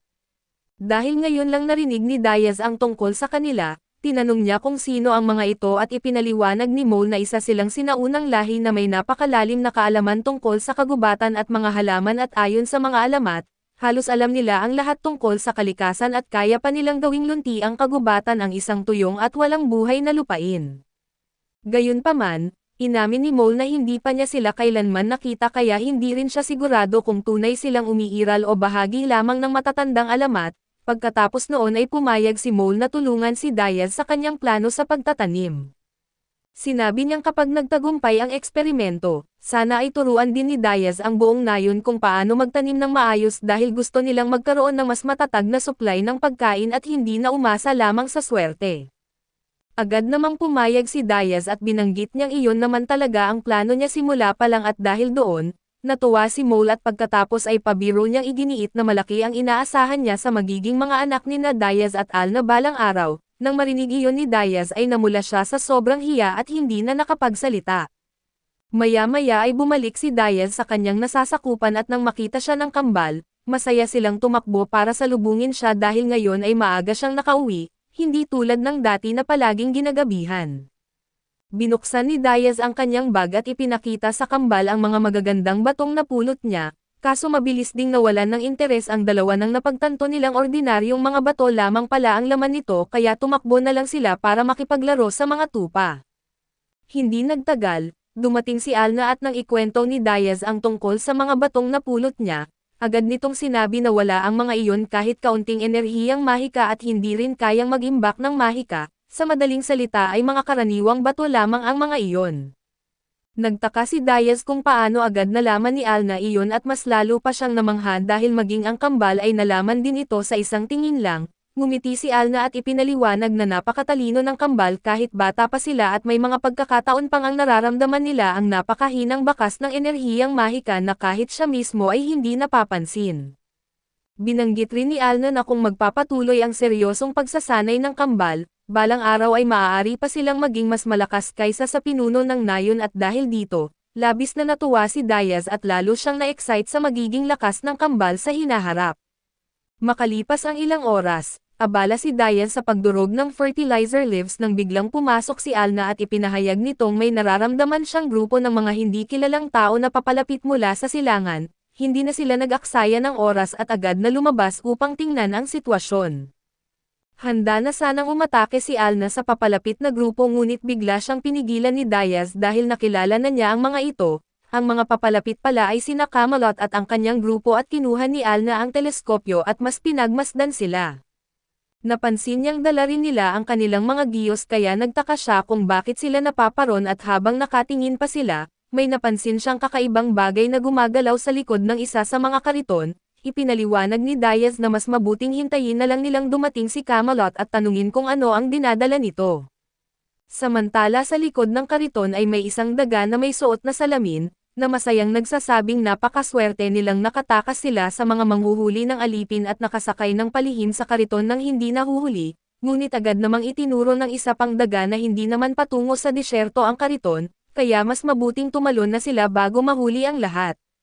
Tumutol naman ang iba dahil iba ang tunay nilang pakay at ipinaliwanag nilang hinahanap nila si Diaz, ang kilalang Dragon Slayer at ang plano nila ay patayin ang taong nakapatay ng dragon upang patunayan kung gaano sila kalakas. Sinubukan ng daga na may salamin na pigilan sila sa napakadelikadong plano, kaso walang nakinig sa kanya at kumbinsido silang mananalo dahil sinabi umano ng isang misteryosong tao na nakasuot ng hood na sapat ang kanilang lakas upang talunin si Diaz. Hindi nagtagal, dumating si Camelot sa nasasakupan ni Diaz at bumaba siya sa kariton at binati si Diaz ng may ngiti. Ipinaliwanag na dinala niya ang lahat ng supply at mga gamit na ipinangako ni Lord Eldon. Narinig ng mga daga ang boses ni Diaz mula sa labas ng kariton at agad nilang napagtanto na siya nga ang kanilang hinahanap. Dahil sa sobrang kaba ay hindi nila sinasadyang gumawa ng ingay sa likod ng kariton at nang marinig ni Diaz ang kakaibang tunog, lumapit siya upang tingnan ang laman nito. Kaso sa sandaling buksan niya ang pinto ng kariton, sabay-sabay na tumalon palabas ang lahat ng daga at agad siyang sinalakay at nagulat si Diaz sa biglaang ambush, ngunit mabilis na hamarang si Alna sa kanyang harapan at hinarang ang unang grupo bago pa ito makalapit. Nagalit naman ang ikalawang grupo nang mabigo ang kanilang pag-atake at nagsimula silang magbitiw ng masasakit na salita laban kay Alna. Pagkarinig na iniinsulto si Alna ay agad na nagalit si Diaz at sa isang simpleng hampas lang, itinaboy niya ang buong grupo. Hindi rin nagtagal ang laban at mabilis na nahuli ni Diaz ang lahat ng daga ng halos walang kahirap-hirap, na malinaw na nagpapakitang wala talaga silang naging pagkakataong manalo laban sa kanya. Pagkatapos humuhupa ang kaguluhan, yumukod si Camelot at taos-pusong humingi ng paumanhin at ipinaliwanag niyang ang mga dagang gumawa ng gulo ay mga miyembro pala ng sarili niyang nasasakupan. Nagulat si Diaz nang malaman niyang ang maliliit na dagang iyon ay bahagi pala ng bayan ni Camelot. Ipinaliwanag ni Camelot na kahit mukha silang ordinaryong mga daga na isa talaga silang matalino na lahi na may sarili nilang wika, kultura at mga kaugalian. Ang opisyal na tawag sa kanilang lahi ay mahahabang tengang daga ng altar, pero mas gusto nilang tawagin ang kanilang sarili bilang mga tao ng disyerto at matapos malaman ang tungkol sa kanilang lahi, binanggit ni Diaz kay Camelot na siya na ang bahala na magpasya sa magiging parusa ng mga daga. Tiniyak din niyang wala nang iba pang kailangang gawin bilang kabayaran dahil tapos na ang problema, kaso kung igiit pa rin ni Camelot na bumawi ay handa naman siyang tanggapin ang anumang nais nitong ibigay. Matapos maayos ang usapan ay iniabot ni Camelot kay Diaz ang talaan ng lahat ng kargamentong kanyang dinala. Sinuri ni Diaz ang listahan ng mga kargamento at naalala niyang ang tanging hiniling niya kay Lord Eldon ay ilang kagamitan sa pagsasaka subalit nang mabasa niya ang dokumento, napansin niyang mas marami pa ang ipinadala na kargamento kaysa sa kanyang hiniling. Pagkatapos ay binasa niya ang liham na kasama ng mga ipinadala at nalaman niyang nagsama si Lord Eldon ng napakaraming regalo, bukod sa mga kagamitan sa pagsasaka ay nagpadala rin ito ng mga kariton at kabayo para sa transportasyon. Ayon sa liham, Ang mga regalo na ito ay para patibayin ang kanilang pagkakaibigan at hikayatin ang kalakalan sa pagitan ng kanilang mga nasasakupan sa hinaharap at labis na naantig si Diaz matapos basahin ang liham. Ang higit na ikinagulat niya ay itinuring ni Lord Eldon ang lahat ng iyon bilang simpleng regalo para sa isang kaibigan at wala itong hinihinging anumang kapalit. Hindi pa doon nagtapos ang lahat at binanggit rin ni Camelot kay Diaz na dinala nila ang lahat ng materyales na kailangan upang makapagtayo ng mga kwadre para sa mga bagong kabayo at alagang hayop.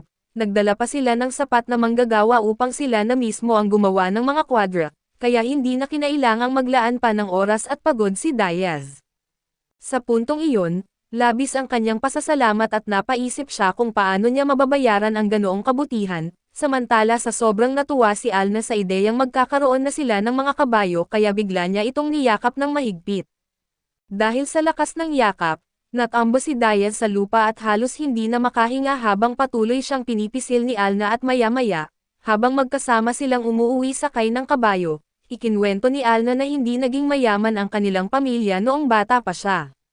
Dahil doon ay matagal na niyang pangarap na magkaroon ng sariling kabayo bilang alagang hayop. Kaso hindi iyon kailanman natupad at ngayong mayroon na silang mga kabayo, halos hindi na niya maitago ang kanyang kasiyahan at dahil sa kanyang kwento, nausisa si Diaz at tinanong kung bakit naging mahirap ang kanilang pamilya. Agad namang sumagot si Alna na ang dahilan ng kanilang paghihirap ay dahil ang kanyang kapatid ay isang ganap na inutil, pagkatapos sabihin iyon ay agad niyang ibinaling ang usapan sa yakap na ibinigay niya kanina kay Diaz. Medyo nahihiya siyang humingi ng paumanhin kung nasobrahan ba ang higpit ng kanyang yakap o kung nailang man niya ito. Samantala sa tulong ni Lola Maya ay nagsimulang araruhin ni Klaus ang mga bukirin, labis siyang humanga sa maayos na paraan ng buong proseso at kinabukasan, mas gumanda na ang kalagayan ng mga taniman dahil sa lahat ng payong ibinigay ni Lola Maya. Habang sabay-sabay silang nagpipiknik, iminungkahi ni Lola Maya na maghukay sila ng isang imbakan ng tubig at ipinaliwanag niyang masyadong maliit ang kalapit na sapa para umasa lamang dito, kaya kakailanganin nila ng ibang mapagkukunan ng tubig kapag dumating ang tag-init at matuyo ang paligid. Sakto namang dumating si Naahan at Senay upang sabihin kay Diaz na handa na ang pagkain at oras na para umuwi. Napangiti siya dahil natuwa siyang isipin na nagpunta pa roon ang kambal para lamang ihatid ang mensaheng iyon.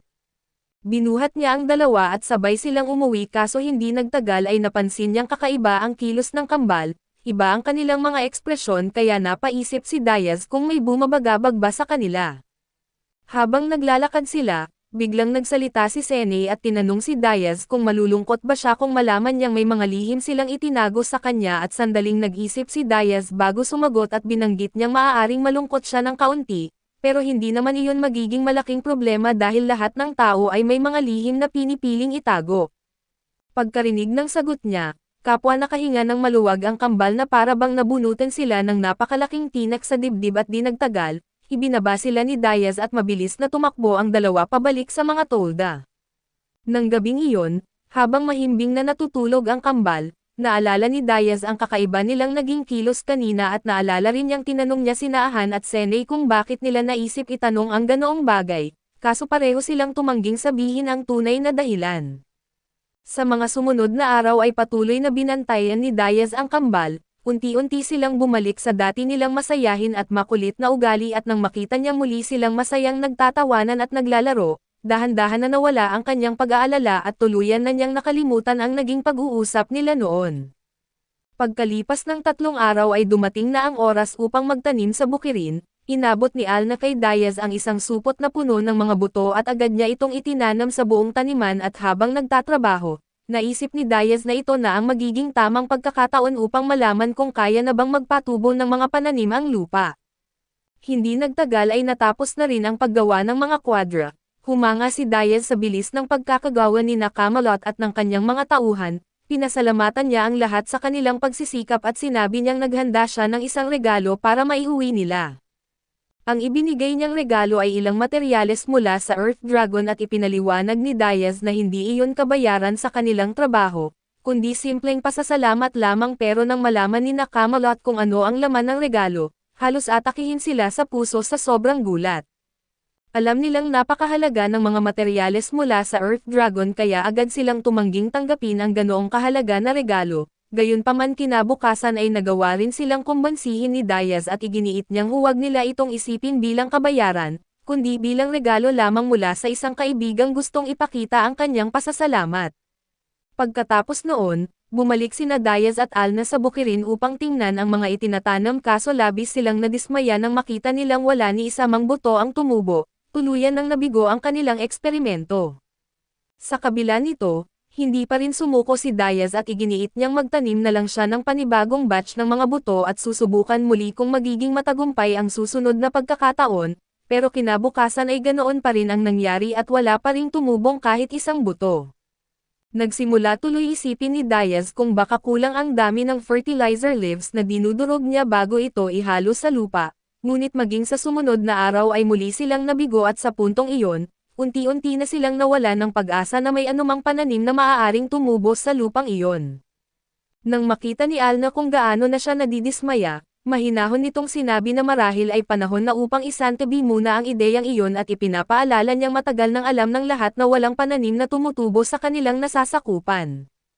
Sandaling nag-isip si Diaz bago tuluyang sumang-ayon at napagtanto niyang tama si Alna. Kaya tahimik silang umuwi at pansamantalang isinuko ang plano nilang magtanim at napansin ni Naahan at Senay kung gaano kalungkot si Diaz matapos niyang isuko ang kanyang pangarap na makapagtanim, dahil dito ay desperado silang gumawa ng paraan upang matulungan siya.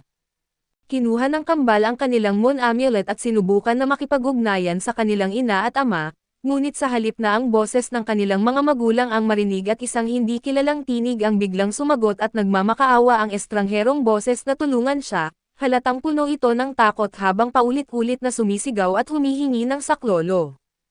Pagkarinig ng mga sigaw, napansin ni Naahan at Senay na tila nagmumula ang boses sa loob ng isa sa mga yurt at dahil sa kanilang pag-uusisa at kaba, dahan-dahan silang pumasok upang alamin kung sino ang naghihintay sa kanila sa loob. Nagtulungan si Naan at Senay para buksan ang kahon pero nagulat sila nang makita nilang may isang mouse person na nagtatago sa loob, agad na nagmakaawa ang maliit na babaeng daga na huwag siyang saktan, pero tiniyak ng kambal na wala silang balak na gumawa ng masama sa kanya at nagpakilala sila at tinanong kung ano ang pangalan niya. Sinabi niyang Aimer ang pangalan niya at miyembro siya ng Mouse People Clan at kahit maliit ang katawan niya, ipinaliwanag niyang isa na talaga siyang adult na babae at pagkatapos ay ipinakita niya sa kambal ang librong pinag-aaralan niya. Tinanong ng kambal kung paano siya napunta sa loob ng kahon at inakala nilang pinarurusahan siya, pero ipinaliwanag ni Aimer na mas komplikado ang nangyari at may binabalak ang kanyang clan laban kay Diaz at nadamay siya sa sitwasyon. Tinanong siya ng kambal kung kaibigan ba siya ni Diaz, pero sinabi ni Aimer na hindi pa nga niya ito nakikilala kahit minsan at dahil dito, nagpa siya ang kambal na humingi ng payo kay Aimer tungkol sa isang sikreto na hindi dapat malaman ni Diaz at ng iba kahit ano pa ang mangyari. Matapos marinig ang lahat ay nalaman ni Aimer na kabilang ang kambal sa Forest People Clan at ang mga taong ito ay nakatira sa gubat, pinoprotektahan ito at sa paglipas ng panahon ay nagiging parang bahagi na rin sila ng mismong kagubatan. Ipinakita ni Senay kay Aimer ang kanyang kwintas at ipinaliwanag ang tradisyon ng kanilang clan. Kapag malapit nang mamatay ang isang miyembro ng Forest People ay inilalagay nito ang lakas at kaalaman nito sa loob ng isang buto. Pagkatapos ay ibinibigay ang butong iyon sa isang taong pinagkakatiwalaan at ang taong iyon ang magpoprotekta at mag-aalaga rito hanggang sa tumubo at maging isang puno. Ang punong iyon ang magsisilbing parang libingan ng taong namatay.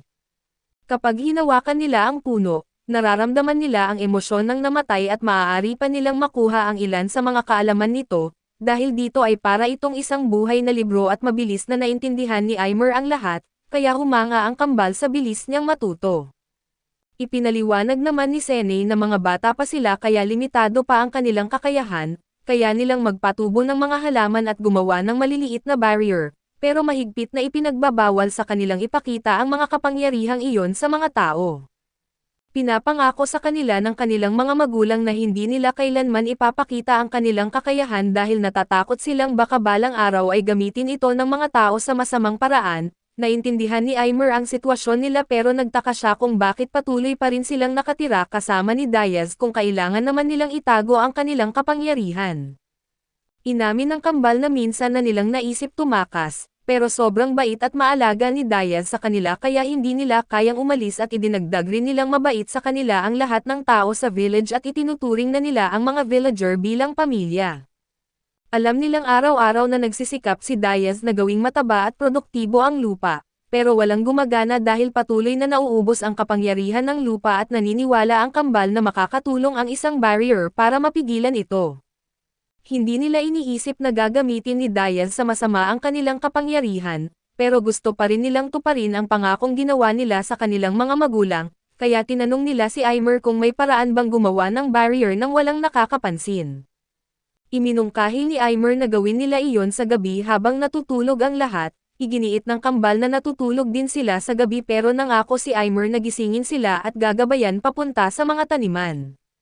Dahil napakalinaw ng paningin ni Aimer sa dilim, masayang pumayag ang kambal sa plano at pagkaalis ng dalawa ay tahimik na umaasa si Aimer na talagang gagana ang kanilang balak at kalaunan ng gabing iyon, bumangon si Aimer para uminom ng tubig bago palihim na lumabas sa maliit na butas ng tent. Mabilis siyang nagtungo para gisingin ang kambal, pero sa daan ay napansin niyang natutulog si Diaz malapit doon at nang maamoy niya ang pawis mula sa kilikili ni Diaz ay agad siyang umatras dahil sa sobrang baho. Pagkatapos ay mabilis siyang pumunta kina Ann at Sene at maingat silang ginigising gaya ng ipinangako niya. Palihim na lumabas ang kambal kasama si Aimer, pero nang mapunta sila sa madilim na bahagi ng gubat ay nagsimula silang kinakabahan, mas nakakatakot ang kagubatan sa gabi at hindi sila sanay na nasa labas ng walang kasama. Tinanong ni Aimer kung ano ang karaniwan nilang ginagawa kapag kailangan nilang pumunta sa banyo sa gabi. Ipinaliwanag ng kambal na lagi silang sinasamahan ni Alna at Diaz at doon napagtanto ni Aimer na baka mas mahirap kaysa sa inaasahan niya, ang pagdadala sa kambal sa taniman ng walang nakakapansin. Gayunpaman ay hinawakan ni Ann ang kwintas sa kanyang leeg at tiningnan ang butong ipinagkatiwala sa kanila ng kanilang mga magulang, ang pag-alala sa kanilang pangako ang nagbigay sa kambal ng lakas ng loob para magpatuloy. Sa wakas ay nakarating silang tatlo sa bukid at lumuhad ang kambal at sinimulan ang kanilang ritual habang nanunood si Aimer, isang maliwanag na berdeng liwanag ang bumabalot sa kanila habang ginagamit nila ang kanilang kapangyarihan para ibalik ang enerhiya ng lupa.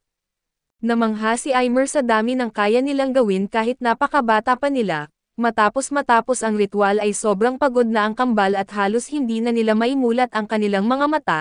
Nagsimula silang bumalik sa tent para matulog pero sa sobrang pagod nila ay nakalimutan nilang pakawalan si Aimer. Dahil dito ay napilitan si Aimer na matulog kasama nila hanggang kinabukasan, samantala sa isang lokal na restaurant ay may isang lalaking naka-red hood ang nakikinig sa usapan ng ilang villager tungkol kay Elden na naglalakbay patungo sa Royal Capital. Plano niyang ipakita sa hari ang magic stone ng Earth Dragon na natanggap niya mula kay Diaz. Masaya ang mga villager dahil naniniwala silang mapapaganda nito ang reputasyon ni Elden, kung sakaling siya ang maging bagong lord ng teritoryo at iniisip nilang magiging mas ligtas na lugar ang Castex. Napag-usapan din nila ang kakaibang chismis na may demi-human na asawa si Diaz. Para sa kanila kakaiba iyon dahil galing si Diaz sa silangan, kung saan kilala ang mga tao sa hindi magandang pagtingin sa mga demi-human, gayunpaman ay inisip nilang baka love at first sight lang talaga ang nangyari. Pagkatapos, napunta ang usapan sa Mouse People Clan at may nagsabing posibleng may ibang taong nagmanipula sa kanila para gumawa ng gulo sa teritoryo ni Diaz, baka isang miyembro ng Monkey Race Clan ang nasa likod nito. Pero hindi naniwala ang iba sa kwento at para sa kanila, gumagawa lang ng dahilan ang Mouse People para hindi akuan ang responsibilidad sa ginawa nila. Sa wakas ay umalis ang lalaking naka-red hood sa restaurant at pumasok sa isang malapit na eskinita. Tinanggal niya ang hood at galit na inaming sobrang frustrated siya dahil nabigo ang plano niyang manipulahin ang Mouse People Clan. Malaking sagabal ito sa kanyang mga plano pero isinumpal niyang balang araw ay mapapatay niya si Diaz. Sa ibang lugar, pinag-uusapan ng ilang knight ang balitang magkakaroon ng bagong lord ang Castex at naniniwala silang magdudulot ito ng malaking problema para sa pangalawang prinsipe na si Mazer dahil kontrolado ng dating lord ang malaking bahagi ng kalakalan sa kanluran. Kaya naging napakayaman ni Mazer at ginagawa rin ni Elden ang lahat para lumayo kay Mazer. Nagtaka ang mga knight kung magiging pagkakataon ba ito para maging crown prince ang unang prinsipe na si Richard, pero para sa kanila ay maliit pa rin ang posibilidad dahil hindi pa sumusuko ang tatlo pang prinsesa. Pare-pareho rin silang naniniwala na halos wala ng tsansang manalo si Princess Diane. Pero biglang pumasok ang isang guard na may nakakagulat na balita. Umalis na pala si Princess Diane sa Royal Capital kasama ang napakaraming sundalo at nagkibit-balikat lang ang mga knight at sinabing problema na iyon ng ibang tao. Kinabukasan ng umaga, napasigaw si Alna nang magising siya at makita si Aimer na natutulog sa mga bisig ni Sene at agad niyang kinuha ang dalawa at pinaliguan ng mabuti, dahil alam nilang maaaring magdala ng mapanganib na sakit ang mga daga. Humingi ng tawad si Aimer kay Alna sa nangyari, pero sinabihan lang siya ni Alna na tumahimik at nagpatuloy sa maingat na paglilinis sa kanila at matapos masigurong malinis na silang tatlo, pinaupo sila ni Alna sa isang sulok para pag-isipan ang ginawa nila. Para kay Diaz ay medyo napakahigpit yata ni Alna sa kanila pero naiintindihan din niyang minsan, mahalagang mapag-alitan ng maayos ang mga bata dahil maaari itong maging isang magandang aral at karanasan para sa kanila. Pagkatapos ay muling tiningnan ni Diaz si Aimer at napagtanto niyang malamang isa ito sa mga umatake na hindi niya napansin noong sinalakay sila ng Mouse People Clan, gayunpaman ay binanggit ni Alna na kulay asol ang status ni Aimer na ibig sabihin ay hindi siya itinuturing na kaaway. Dahil dito ay nagpasya si Diaz na huwag nang mag-alala tungkol sa kanya at pinayagan na lamang siyang manatili kasama ng iba. Maya-maya ay tinawag ng isa sa matatandang babae si Diaz at masayang ipinakita sa kanya ang nangyayari sa mga taniman, sa wakas ay nagsisimula ng magpakita ng senyales ng buhay ang mga pananim. Lalo pang humanga ang matandang babae dahil tumutubo ang damo sa isang kakaibang pabilog na pattern, kahit dalawang magkaibang uri ng lupa ang ginamit nila sa bukid at sobrang saya ni Alna nang makita ang progreso, pinuri niya si Diaz sa lahat ng pagsisikap na inilaan nito sa mga pananim. Binanggit niyang napakasaya niya dahil sa wakas ay nagsisimula ng magbunga ang lahat ng pinaghirapan nito, iginiit ni Diaz na masaya rin siya pero kahit halatang masaya siya dahil sa wakas ay umuunlad na ang mga taniman, mas lalo siyang natuwa nang makita kung gaano kasaya at ka-excited si Alna tungkol dito. Para kay Diaz ay mas naging sulit ang lahat ng kanyang paghihirap dahil nakita niyang masaya si Alna. Kalaunan ay lumabas si Diaz mula sa tent habang dala ang kahon na kahoy kung saan unang nakulong si Aimer pero pagkalabas niya, biglang may lumitaw na kalapati at dumadapo sa ibabaw ng kahon bago ito nagsimulang magsalita.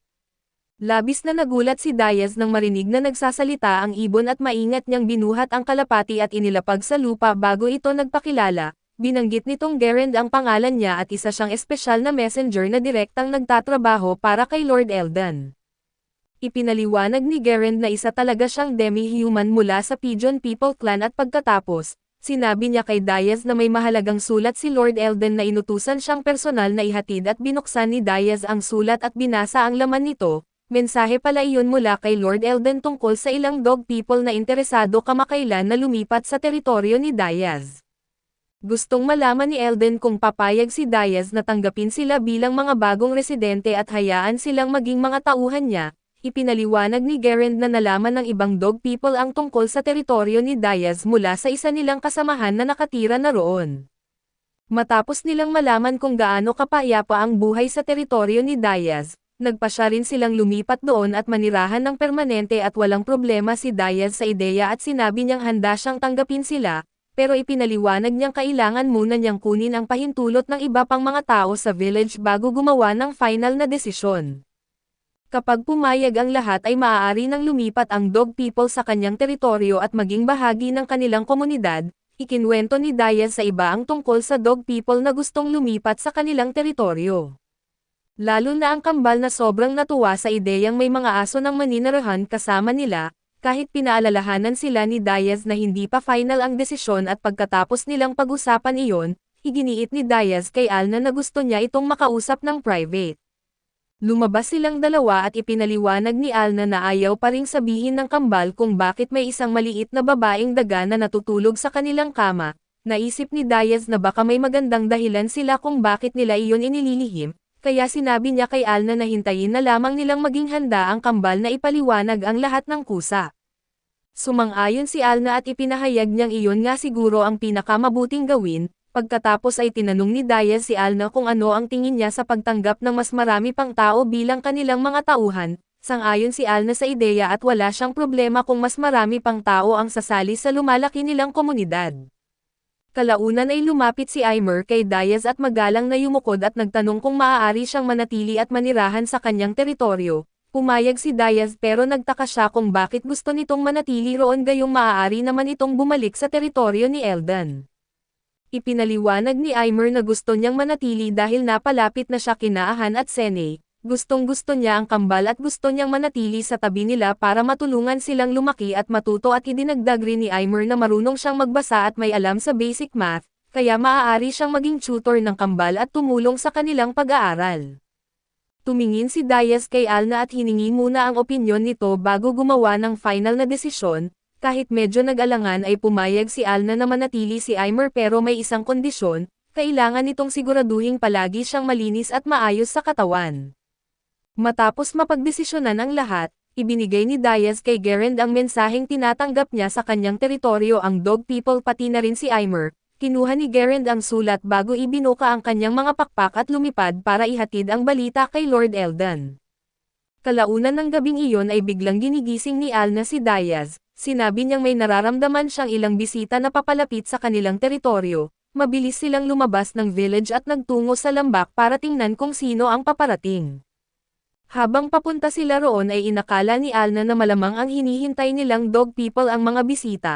Malinaw niyang nararamdaman ang isang malaking presensya kasama ang ilang mas maliliit, kaya medyo nagtaka siya dahil hindi iyon tugma sa impormasyong ibinigay sa kanila tungkol sa grupo. Pero nalito si Diaz nang banggitin ni Alna ang malaking presensya. Tinanong niya kung ano ang ibig sabihin nito at nang tumangala siya ay tuluyan siyang nagulat at hindi pala simpleng naglalakbay papunta sa Zealandia ang Dog People. Tumakbo sila ng buong lakas para iligtas ang kanilang buhay habang hinahabol sila ng isang napakalaking anaconda. Agad sanang kukunin ni Alna ang kanyang bow para patayin ang malaking ahas, pero sa kanya naalala na naiwan pala niya iyon sa bahay at bago pa may magawa silang dalawa, nasunggaban ng malaking anaconda ang isa sa Dog People gamit ang bibig nito at iniangat mula sa lupa at nang makita iyon, agad tumakbo si Diaz para iligtas siya kahit wala siyang dalang anumang sandata. Nagawa ni Diaz na maglabas ng isang malakas na suntok diretso sa ulo ng anaconda, dahilan para mahilo ang napakalaking ahas at sinamantala niya ang pagkakataon, hinawakan ito sa leeg at sinasakal hanggang sa tuluyan itong tumigil sa paggalaw. Agad na lumapit si Alna kay Diaz at pinagalitan siya dahil napakadelikado ng ginawa niyang pagsugod sa laban ng walang dalang sandata, pero mabilis din niyang inamin na pareho lang silang may kasalanan dahil siya rin naman ay pumunta roon ng walang dalang sandata.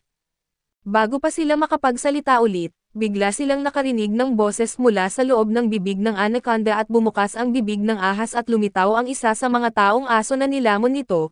Agad siyang nilapitan ng iba pang mga taong aso at nakahinga sila ng maluwag nang makitang nakaligtas siya sa pag-atake. Matapos masigurong ligtas ang lahat, lumapit ang isang babae kina Diaz at Alna at nagpasalamat dahil iniligtas nila ang kanyang buhay at bilang sagot, yumukod sina Diaz at Alna bilang paggalang at nagpakilala bilang mga namumuno sa domain na iyon. Nagulat ang babae nang makitang magalang silang binati ng kanilang lord, dahil dito ay mabilis na napagtanto ng mga taong aso na maaaring tama nga ang naging desisyon nilang pumunta sa lugar na iyon, kaya nagsimula silang magdiwang. Pagkatapos ay nagpakilala ang babae bilang Canis, ipinaliwanag niyang nagtatrabaho siya para kay Lord Eldan bilang tagapag-alaga nito, at inatasan siyang maging guide ng mga taong aso habang bumibisita sila sa domain. Ipinaliwanag ni Canis na may tatlong magkakaibang clan ng mga taong aso na umaasang makakalipat sa domain ni Diaz. Ang unang grupo ay may maitim na balahibo at kabilang sa type Musty clan at lumapit ang kanilang leader at nagpakilalang Murphy. Ang pangalawang grupo naman ay may kulay kayumangging balahibo at kabilang sa Busenji clan. Lumapit din ang kanilang leader at nagpakilalang si Dorio at ang huling grupo ay may puti at itim na balahibo at kabilang sa Osen Chef clan. Kinakabahan na lumapit ang kanilang leader at nagpakilalang chef. Pagkatapos ay ipinahayag ni Canis kay Diaz na napakahalaga para sa mga taong aso ang pangalan ng kanilang mga clan, kaya hiniling niyang gawin niya ang kanyang makakaya para matatandaan ang mga iyon. Lumapit si Alna kay Diaz at iginiit niyang nasuri na niya ang tatlong grupo. Wala ni isa sa mga taong aso ang nagpakita ng anumang masamang intensyon. Nagulat si Diaz nang marinig iyon dahil inaasahan niyang maaaring may ilan sa kanila na posibleng magdulot ng problema. Pagkatapos, ipinaliwanag ni Canis ang isa pang mahalagang bagay tungkol sa mga taong aso at ayaw na ayaw nilang walang ginagawa. dahil dito ay itinanong niya si Diaz kung mayroon bang mga trabahong kailangan nilang tulungan. Agad sinabi ni Diaz na hindi iyon magiging problema dahil marami na siyang naiisip na trabaho para sa kanila, ang ilan ay maaaring tumulong sa paggawa at pag-aalaga ng mga cistern at habang ang iba naman ay maaaring tumulong sa pag-aalaga ng mga hayop. Ang mga hindi bagay sa ganitong trabaho ay maaaring magsilbi bilang mga sundalo ng domain. Pero nagduda si Keynes kung posible ang huling ideya, ipinaliwanag niyang mga paa ang mayroon ang mga taong aso sa halip ng mga kamay, kaya hindi nila kayang humawak at gumamit ng maayos na mga sandata. Naintindihan ni Diaz ang kanyang pag-aalala, pero hindi niya binitawan ang ideya at nang malaman niyang mananatili muna si Keynes sa domain para maiulat niya kay Lord Eldon ang lahat ng mangyayari, tiniyak ni Diaz na makakahanap siya ng paraan para makumbinsi ito. Hindi nagtagal ay bumalik si Diaz sa domain kasama ang lahat, nagkataon na nakita sila ni Klaus na dumarating at agad siyang naging interesado kung sino ang mga bagong taong kasama nila at ipinakilala ni Diaz si Klaus kay Keynes at sa sandaling makita ni Klaus si Keynes, agad siyang nahulog ang loob dito. Pagkatapos ay nagpatuloy ang lahat sa paglalakad sa buong village para maipapasyal ng maayos ang mga taong aso sa kanilang magiging bagong tahanan. Habang naglalakad sila ay madaling napansin ni Alna na nagsisimula ng magkaroon ng gusto si Klaus kay Keynes. Makalipas ang 10 araw ay maayos nang nakatira sa domain ang mga taong aso at napakaganda ng kanilang ginagawa sa pagtulong sa buong lugar. Nagsimula na rin sina Sene at Ahan ng sarili nilang garden at dahil sa tulong ng mga taong aso, maganda na ang paglago nito. Samantala ay nagsimula na rin sa combat training ang ilan sa mga taong aso, nakakagulat dahil napakabilis ng kanilang progreso at lumakas na sila ng sapat para matalo si Klaus sa kanilang mga practice fight, pinanood ni Diaz ang kanilang training at humanga siya sa kanilang progreso. Napakaganda ng kanilang naging improvement dahil 10 araw lang ang kinailangan nila para maging sapat ang lakas upang matalo ang isang mahusay na fighter tulad ni Klaus. Matapos makita ang kanilang progreso ay tuluyan ng nakumbinsi si Keynes na kaya ng mga taong aso na ipagtanggol ang kanilang sarili sa labanan. Kalaunan, lumabas si Diaz para inspeksyonin ang mga bukirin at habang wala siya ay aksidenteng napilayan sa bukong-bukong ang isa sa mga taong aso. Agad na lumapit si Klaus at sinimulang gamutin ang kanyang injury at mabilis ding lumapit si Keynes para tumulong sa sugatang taong aso. Nagulat siya nang makitang kahit tao si Klaus hindi ito nagdalawang isip na tulungan ang isang taong aso. Sinabi lang ni Klaus na hindi mahalaga sa kanya kung anong lahi ito, ang mahalaga ay nasugatan ang isa sa kanyang mga kasama at kailangan nito ng tulong at nang marinig iyon, medyo nahiya si Keynes at namula ang kanyang mukha. Samantala, sa kaharian ng Sans Serif ay pumasok si Princess Diane sa isang libingan para kunin ang scepter na nakatago sa loob nito. Binalaan siya ng kanyang mga tauhan na maaaring magkaroon sila ng problema kapag nalaman ng iba na nagnanakaw siya ng mga kayamanan mula sa mga libingan. Pero hindi nag-alala si Diane ay naniniwala siyang walang sino man ang maglalakas loob na questionin ang kanyang mga ginagawa, determinado pa rin siyang talunin si Diaz at naniniwala siyang kapag nakuha niya ang scepter, magkakaroon siya ng sapat na kapangyarihan para magawa iyon. Plano rin ni Diane na gamitin ang scepter para talunin ang kanyang mga kapatid at sa huli ay angkinan ang buong kaharian para sa kanyang sarili. Pagkatapos ay sinabi ni Diane kay Princia na mayroon pa siyang isa pang lihim na sandata at inilabas niya ang seal ng hari at binanggit na sa tulong nito, magiging madali para sa kanya ang pagkuha sa buong kaharian. Pero ang hindi alam ni Diane ay bahagi pala ng isang mas malaking plano ng manipulation ang lahat ng nangyayari. Si Mazer ay palihim na nagmamasid sa labas ng libingan at ginagamit niya si Diane para sa sarili niyang mga plano. Iniisip niya na kapag nagawang patayin ni Diane si Diaz sa wakas ay magkakaroon siya ng pagkakataong makapaghiganti. Pero kung si Diane naman ang mamatay, may mapapala pa rin siya dahil mapapatunayan niya ang kanyang halaga at mapapahiya ang kanyang ama at kinagabihan. Nagtipon ang mga miyembro ng royal family at pinag-usapan ang ginawang pagnanakaw ni Diane sa scepter at sa seal ng hari at para sa kanilang lahat ay napakatanga ng ginawa ni Diane. Pagkatapos ay tinanong nila si Prince Richard kung ano ang plano niyang gawin. Para kay Richard ay mas mabuting huwag silang makialam kay Diane at kapag nakisali sila, may posibilidad na makaharap nila si Diaz at iyon ang gustong iwasan ni Richard at nagtaka ang iba kung bakit itinuturing ni Richard na napakalaking banta si Diaz, kaya ipinaliwanag niya ang dahilan sa pamamagitan ng pagkukwento tungkol sa nakaraan ni Diaz. Noong panahon ng digmaan, nagkaroon ng utos na patayin ang mga sibilyan ng kalaban na kaharian pero tumanggi si Diaz na sundin ang utos at sa halip, pinigilan niya mismo ang kanyang mga sundalo para hindi nila mapatay ang mga inosenteng sibilyan. Ibig sabihin ay napatunayan na noon pa man ni Diaz na handa siyang susuwayin kahit ang direktang utos ng kaharian kapag alam niyang mali ang ipinapagawa sa kanya, pagkatapos ay ikinwento ni Richard ang isa pang pangyayari sa nakaraan ni Diaz. Nakuha ni Diaz ang palayaw na ball breaker, dahil sa isang insidente na kinasasangkutan ng isang military unit na binubuo ng mga anak ng mga noble na gustong magkaroon ng pangalan at reputasyon, kasama sa grupong iyon ang batang si Mir. Isang araw ay nadatnan ni Diaz ang grupo na ginugulo ang isang babae. Agad niyang tinali silang lahat at tinanong kung bakit ganoon ang kanilang ginagawa at ipinaliwanag ni Mir na may nagustuhan silang magandang babae at gusto nilang habulin ito, pero walang pakialam si Diaz sa dahilan niya at agad niyang sinipa si Mir diretso sa kanyang maselang bahagi.